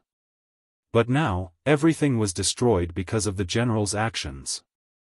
Since he was the one who destroyed the negotiation first, it was no wonder that the 5-star army suddenly attacked. Under the current situation, it was very difficult to stop the 5-star army. Ashikaga Yoshimasa did not immediately answer this question. He knew that Nin Shijuan had an idea, so he immediately said, "Yamaguchi-kun just said that Matsumoto Kazuma lost too much blood, and I'm afraid that he is already dead. It shouldn't be too difficult to put all the blame on a dead person."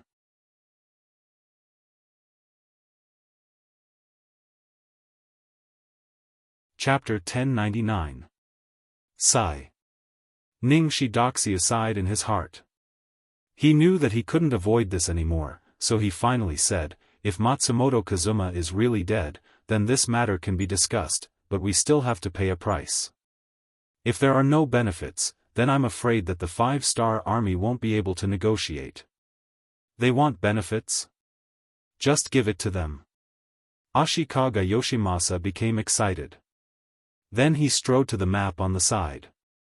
After pondering for a moment, he pointed at the Shanin Road area and said, "Give this area to the 5-star army. This kind of benefit should be able to stop their army from advancing." "What? Give the entire Shanin Road to them?" This time, it was Ning Shidoxiu's turn to be shocked. It must be known that in the entire Japanese Empire, there were only 7 districts other than Ping and Beijing. They already gave one to them before, and the 5-star army took down another one. Now that they were giving another one, didn't that mean that they had already taken over half of the Japanese Empire's land? Looking at Ning Shidoxiu's shocked expression, Ashikaga Yoshimasa smiled with satisfaction. This was the effect he wanted. Presumably, King Wunan of Daimyong would be as shocked as Ning Shidoxiu was right now. "Yes, give it to them. Hehe, I'm generous, right?" Ashikaga Yoshimasa laughed. He didn't care about Ning Shidoxiu's shock at all. Very quickly, he gave a reasonable explanation. "Right now, our main goal is to destroy the flat well field. As long as he dies, there will be no resistance in the country. At that time, it will be time for us to go back and deal with the 5-star army. Before that, we need peace. Besides, is the Shanin Road really that easy to take? There are dozens of big and small forces there. There are more than 200,000 soldiers there than the 5-star army. If they want to take it down, it won't be something that can be done overnight." Ningshi Duoxiu finally understood what the great general meant. He let out a sigh of relief and nodded at the same time. He was really afraid that the great general was afraid of the 5-star army and wanted to give up all the benefits. Since he already had a plan, he only needed to execute it. With such a big dish like the Shanin path in front of him, he believed that no one would be able to resist the temptation. "All right. Please rest assured, Great General. Leave everything to me." 3 days later, Ningshi Duoxiu arrived at the 5-star army's tent. This was the second time he came here, so he was very familiar with the place. When he saw Yang Chendong, he first saluted, then explained, and finally threw out the bait. Regarding the assassination, Ningshi Duoxiu naturally said that all of this was the personal behavior of the ninjas. He and the great general didn't know about it, but in any case, this incident caused losses and shock to the Bugnam of Gojoseon.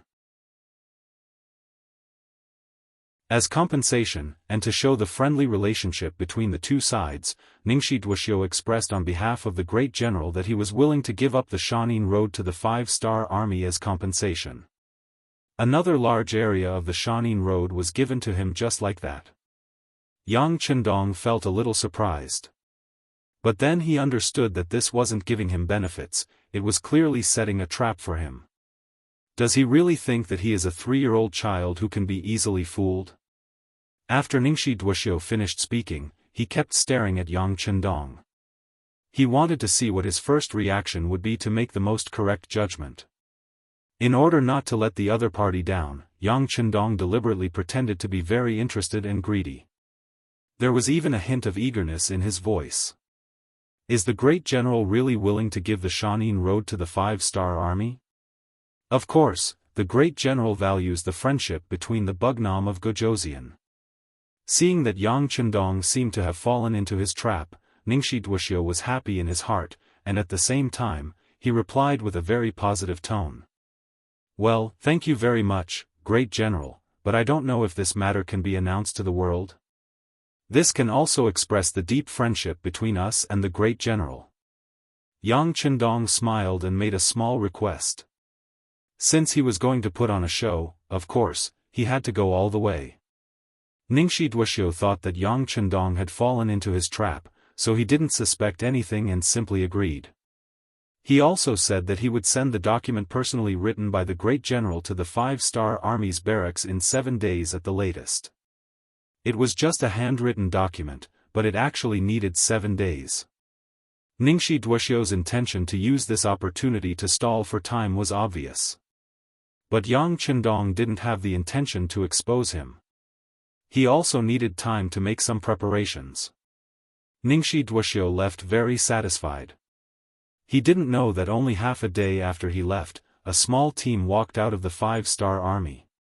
They left the barracks and went straight in the direction of the Shanin Road. The person leading the team was the director of the intelligence bureau in the Japanese Empire. Guan Xing was following Yang Chendong's orders. This time, he was going to see the Japanese Empire's Shanin Road's General Uehara Toda. As the largest military force in the Shanin Road, Uehara Toda had 80,000 soldiers. Such a force could be considered an extremely powerful force even among the ranks of generals. Based on his understanding of the Shanin Road's terrain and environment, it wasn't an exaggeration to say that he was the local snake. Normally, Uehara Toda and the great general Ashikaga Yoshimasa didn't interfere with each other's business. When it came to some big matters, the two sides would cooperate to a limited extent.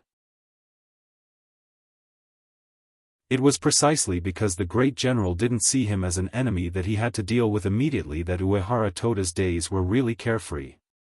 No matter how the Japanese Empire's civil war was, even if Baiming and Bugnam of Gojoseon wanted to get a share of the pie, he still wasn't worried at all. He just sat there and watched the situation change, as if he had nothing to do with it. In a war, very few people could really stay out of it. Uehara Toda also knew that he had to make a move, but when to choose the right time, and how to do it to maximize the benefits, this was what he was looking for. To sum it up, he was waiting for the right price. Sure enough, Uehara Toda, who hadn't made a move until now, would receive all kinds of gifts from the great general from time to time. Gold, silver, treasures, beautiful women, and at the same time, it was also to appease him, hoping that he wouldn't use this opportunity to cause trouble. He fully understood Ashikaga Yoshimasa's intentions. This Uehara Toda really did things according to the rules. The civil war had been going on for almost half a year, but he hadn't sent a single soldier to the battlefield. He was very good at being a spectator, watching the situation unfold. On this day, Uehara Toda, who was drinking and enjoying a rare peaceful time in his great general's residence, welcomed a special guest, the 5-star army's messenger Guan Xing. Regarding the 5-star army, Uehara Toda's feelings were very conflicted. The reason he was able to obtain all kinds of benefits from the current chaotic situation was because of the 5-star army's sudden intervention. From this point of view, he should thank them. But on the other hand, the 5-star army was still an outsider, and no matter how the Japanese Empire fought, it was still meat in the pot. As a great general of the Japanese Empire, of course, he didn't want to see other people come to his country and take advantage of it. With this kind of love and hate, Uehara Toda hesitated for a moment. Thinking about how powerful the 5-star army was, especially their firearms, he finally decided to meet the other party. If the other party really had a request, as long as it wasn't too excessive, he wouldn't mind agreeing. It was better than provoking a powerful opponent for no reason. In the main hall, Uehara Toda received Guan Xing. As soon as they met, he had a smile on his face and showed a very warm appearance. While inviting Guan Xing to sit down, he also personally poured a cup of sake for him. This kind of reception, if it was someone else, would really be moved. In Guan Xing's eyes, his evaluation of Uehara Toda had to be a bit higher. A man who knew when to bow and submit wasn't afraid of villains, but he was afraid of hypocrites. This person will probably be a stumbling block on the path of the 5-star army in the future. Guan Xing, who made a preliminary impression in his heart, smiled and took the sake. His mouth was full of thanks, and the guest and the host gave a very harmonious feeling for a while. After drinking several cups of sake, the relationship between the two sides seemed to be a lot closer, and Guan Xing finally talked about business. And when he opened his mouth, he exploded with a bomb. Uehara Toda, do you know that a disaster is about to befall you? Uehara Toda, who was also observing Guan Xing and guessing the purpose of the other party's visit, heard this, and his face froze. But soon, he chuckled and said, "Esteemed envoy, aren't you being a little alarmist? How could there be an imminent disaster? What? Doesn't the general know? Guan Xing, who had already thought of all kinds of possible responses, pretended to be surprised and asked with a confident look. "No what?" Uehara Toda, who was completely driven by the rhythm, had to ask aloud. "It seems that the general really doesn't know." "Sigh, seeing that we are chatting so well, then I will tell the general. It won't be long before the Yamen Road will be owned by the 5-star army. At that time, I am afraid that the general will lose everything he has." As if he was stating a fact, Guan Xing shook his head as he spoke. "Huh?" Uehara Toda's face was a bit unfriendly, and he stared at Guan Xing and said, "What? Does the 5-star army want to send troops to occupy the Yamen Road?" "Occupy? What do you mean by that?" Guan Xing asked with a puzzled expression. "What? Didn't you say that this place will soon be owned by the 5-star army? Then what are you doing if you don't want to occupy it?" "Humph. If that's the case and you're here to declare war, then I'll accept it. However, the 80,000 troops under my command and the hundreds of thousands of people from other forces are not to be trifled with. The Shanin Road belongs to us Neon people, and no one else is allowed to touch it." When he said the last sentence, Uehara Toda showed a domineering side, as if he was not afraid of war, nor was he afraid of the 5-star army. Uehara Toda's fearless performance was seen by Guan Xing. This was the result he had expected, so he exclaimed. "What does the general mean? The 5-star army never meant to be the general's enemy.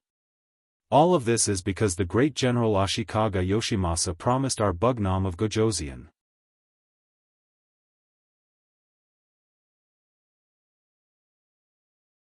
Chapter 1100.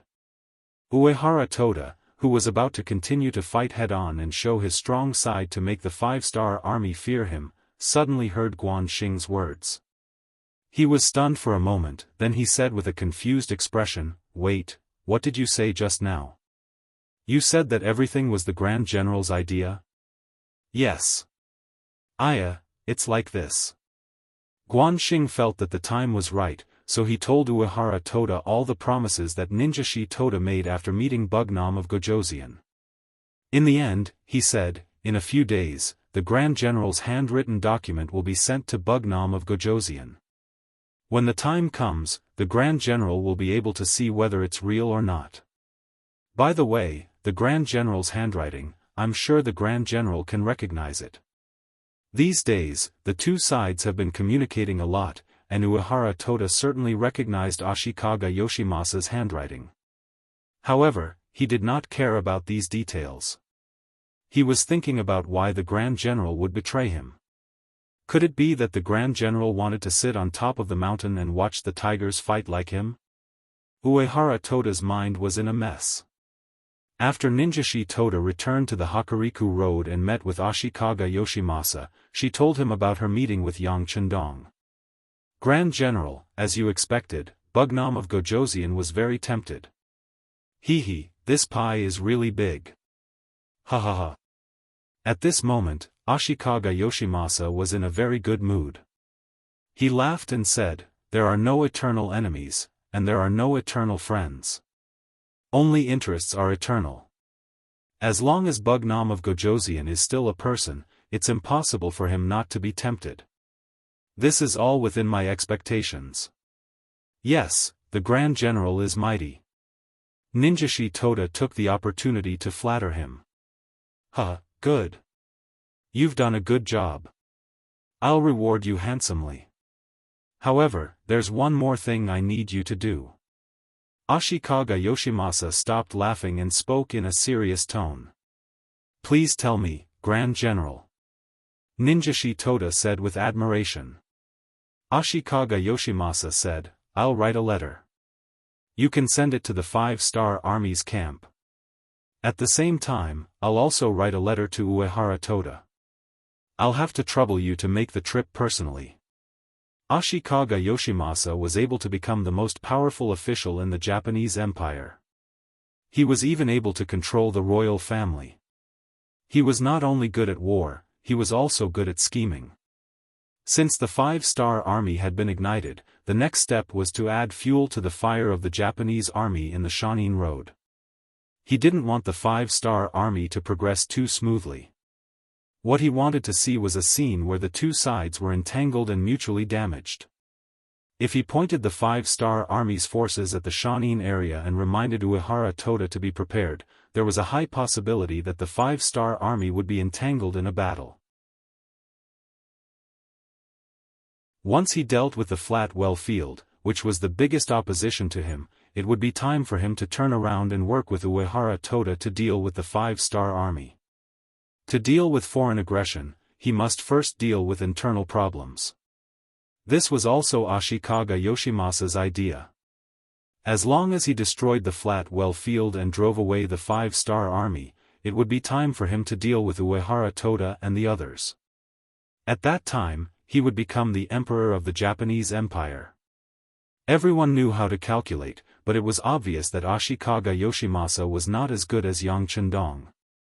His self-proclaimed masterpiece had long been seen through by others.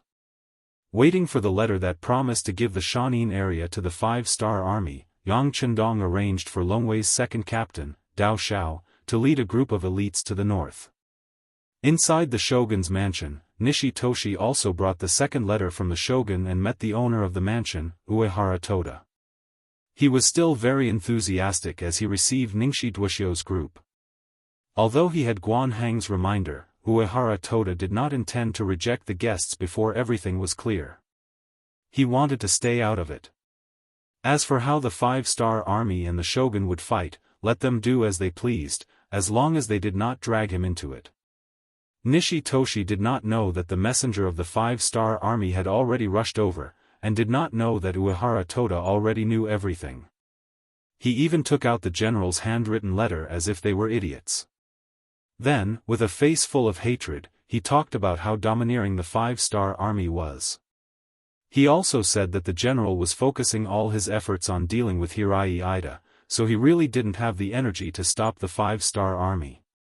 However, his heart was on General Uehara's side, and as long as they held off the 5-star army for a while, the general would return and help him deal with the 5-star army once he finished his work.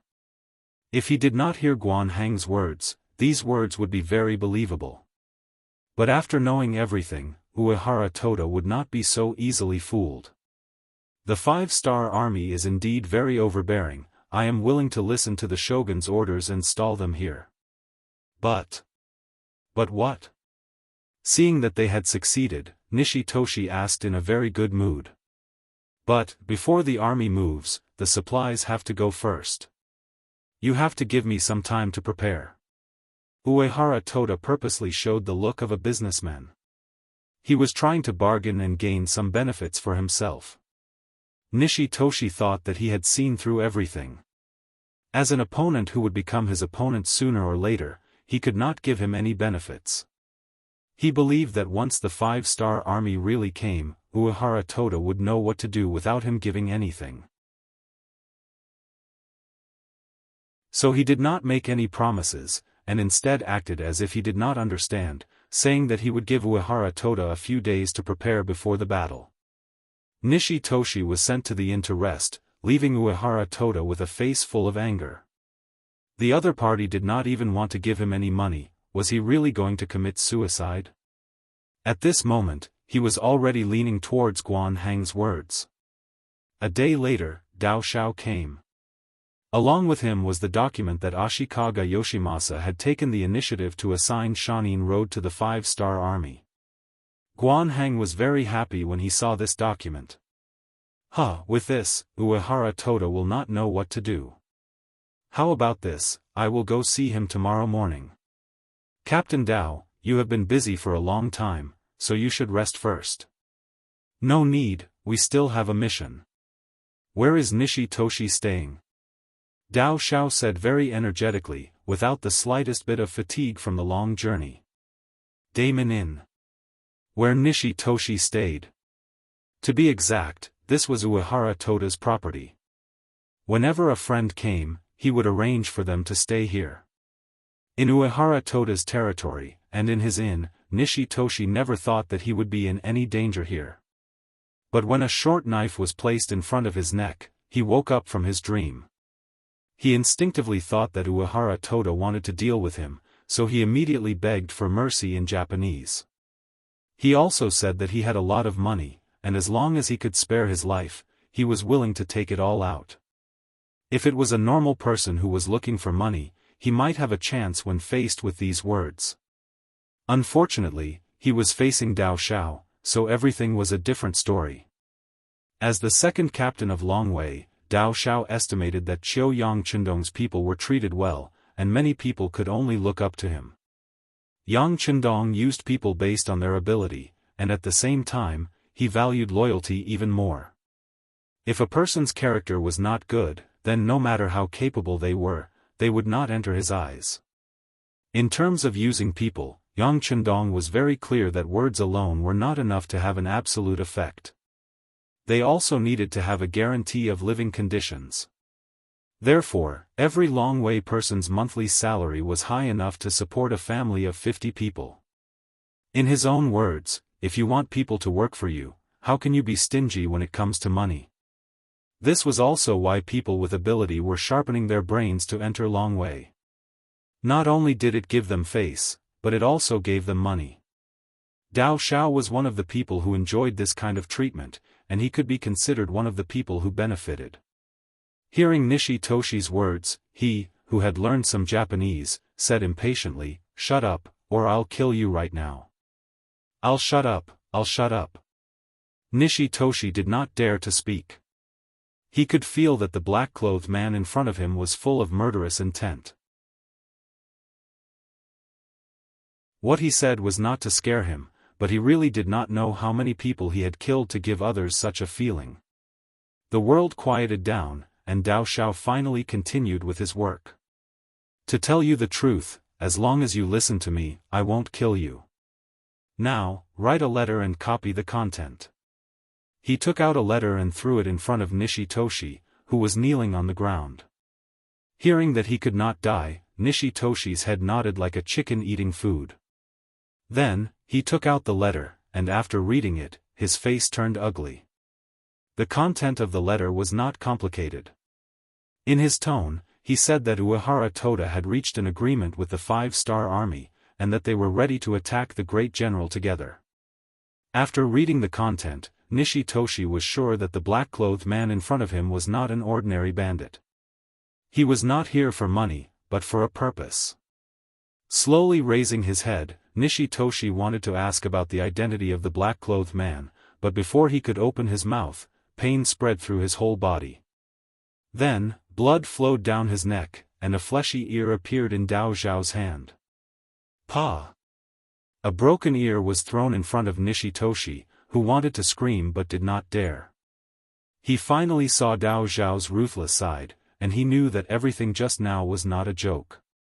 He immediately lowered his head and looked for a pen and paper. Ningxi Duoxiu was very cooperative. In order to survive, he carefully read the letter after copying it.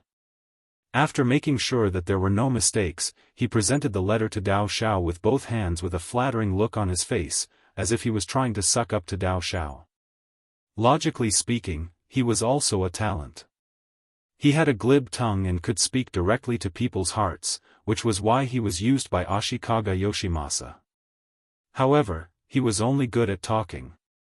Although he had practiced martial arts before, it was not worth mentioning in front of Dao Xiao. It was not an exaggeration to describe it as a scholar meeting a soldier.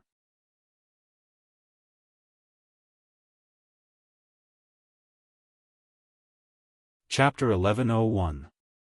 Everyone only had one life, and Nishi Toshio didn't dare to gamble, nor did he dare to play any tricks. All he could do was to cooperate and gamble on the hope of survival. Obviously, he lost the gamble. Dao Xiao's mission was to force Nishi Toshio to write the letter, and then kill him. This was an order from Yang Qindong himself, and all he had to do was to carry it out 100%. After receiving the letter and verifying that there was no mistake, he thrust the dagger forward and stabbed it into the heart made of flesh and blood. Ningxi Duoxiu was dead. Nishi Toshio was dead.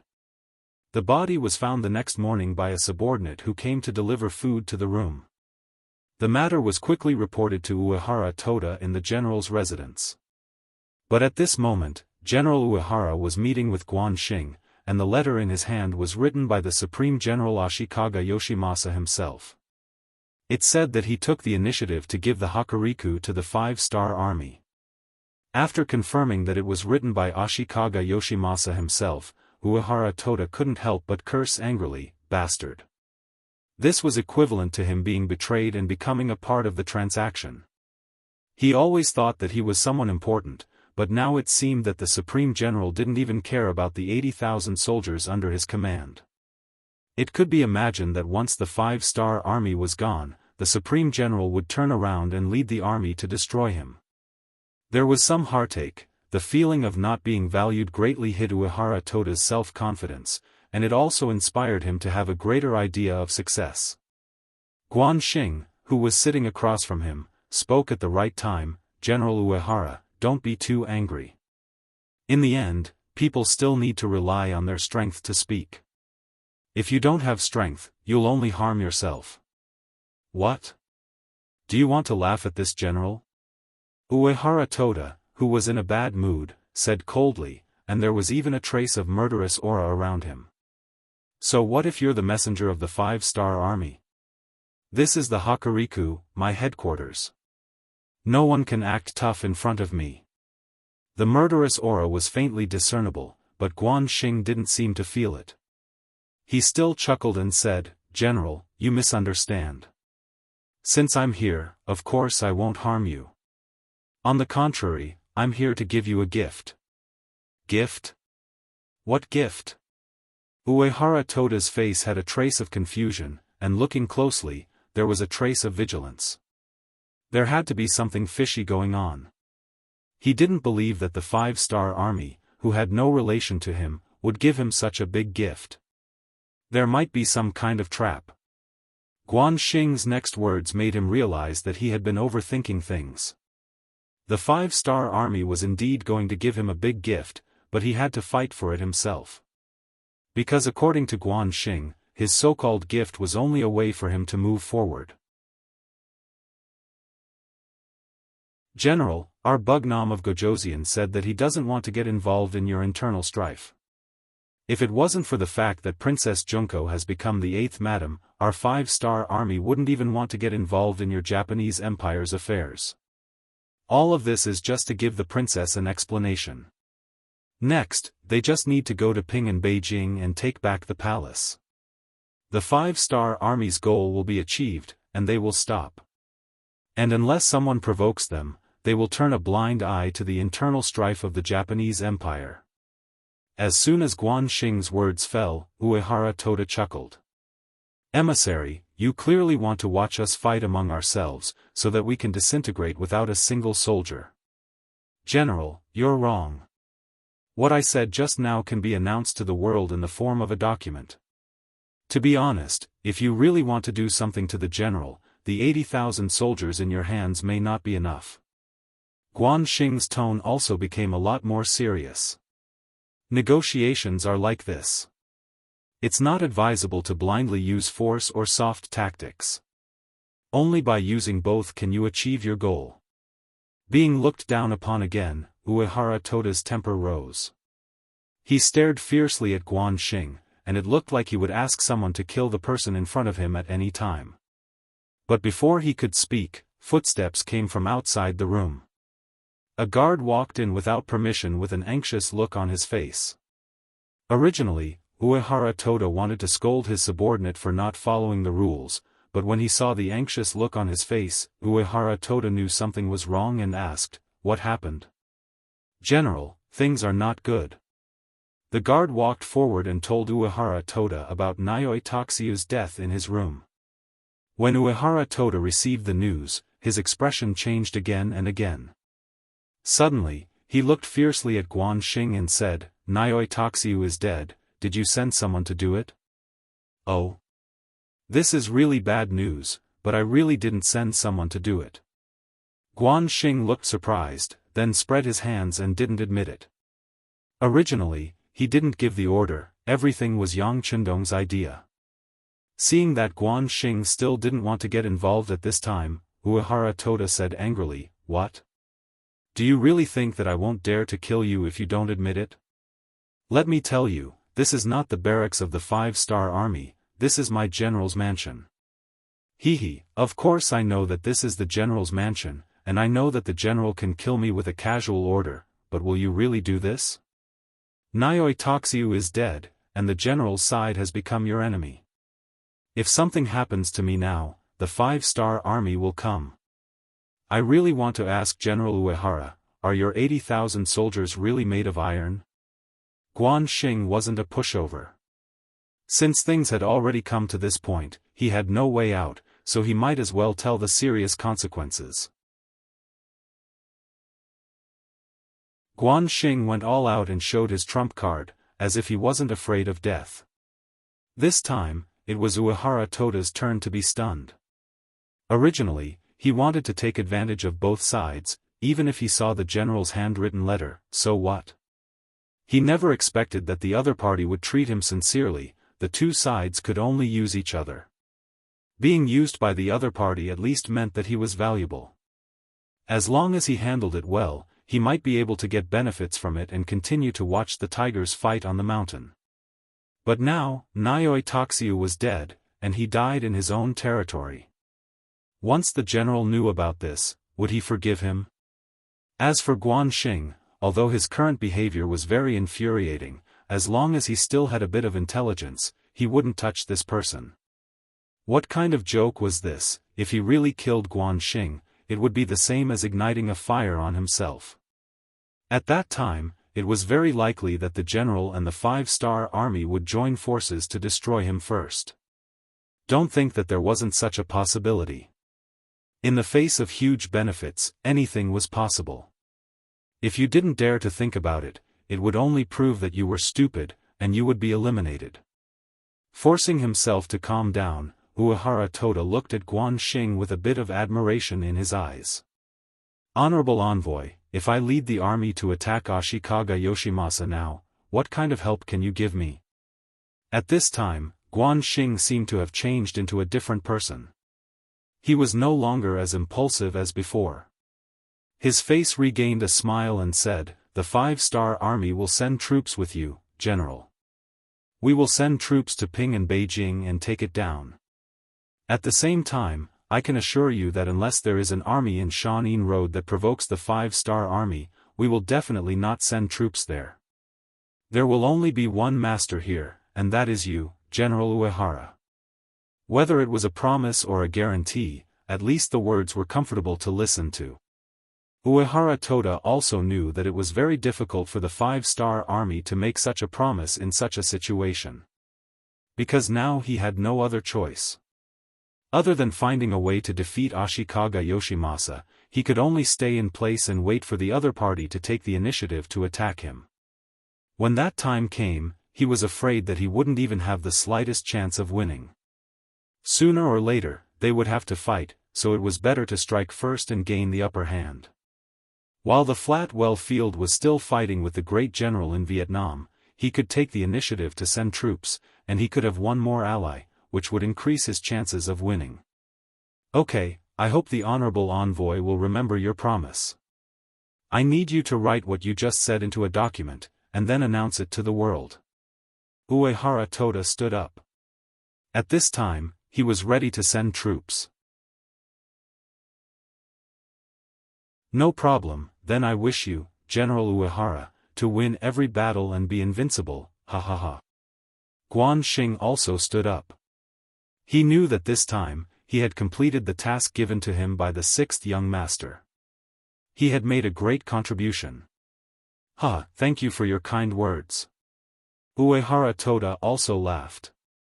He couldn't wait to see how powerful the great general's army was, and what kind of sparks would be created when the two sides collided on the battlefield. Since he had decided to send troops, of course, he couldn't have any hesitation. It was a taboo for a general to be indecisive. In just 3 days, 20,000 vanguard troops set off from the Shanin Road, along the edge of Ping and Beijing to the Hokuriku Road, and rushed behind the great general.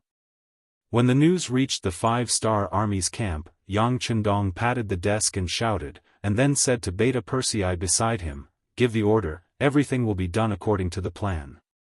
"Yes, young master." Beta Persei was also very excited, and turned around to make the arrangements. Orders were sent out from the radio and spread to all directions. The armies, which had long been prepared for battle, were like dark clouds covering the moon, pressing towards the Japanese Empire's Kyoto, Ping and Beijing. In the Hokuriku Roads, Vietnam. After several fierce battles, Ashikaga Yoshimasa won another battle with the help of his troops that were several times more numerous than the other side, and finally occupied this area. According to the news, Flatwell Field only retreated to Ekigo Prefecture with 20,000 people. The great general, who occupied Ekigo and Ekigo prefectures in succession, was full of righteousness. The powerful strength he showed also deterred some small warlords and small forces who wanted to take advantage of the opportunity to send troops to take advantage of him. As long as he occupied Ekigo Prefecture, even if he didn't capture Flatwell Field alive, the situation would be settled. At that time, he could spare some time to deal with the 5-star army. He wanted to let everyone see that in the Japanese Empire, he, the great general, was the most capable person, and this place would eventually belong to him. You're tuning in to the Unparalleled SwordWill YouTube channel. Don't forget to subscribe and join us on this journey to catch the most captivating stories.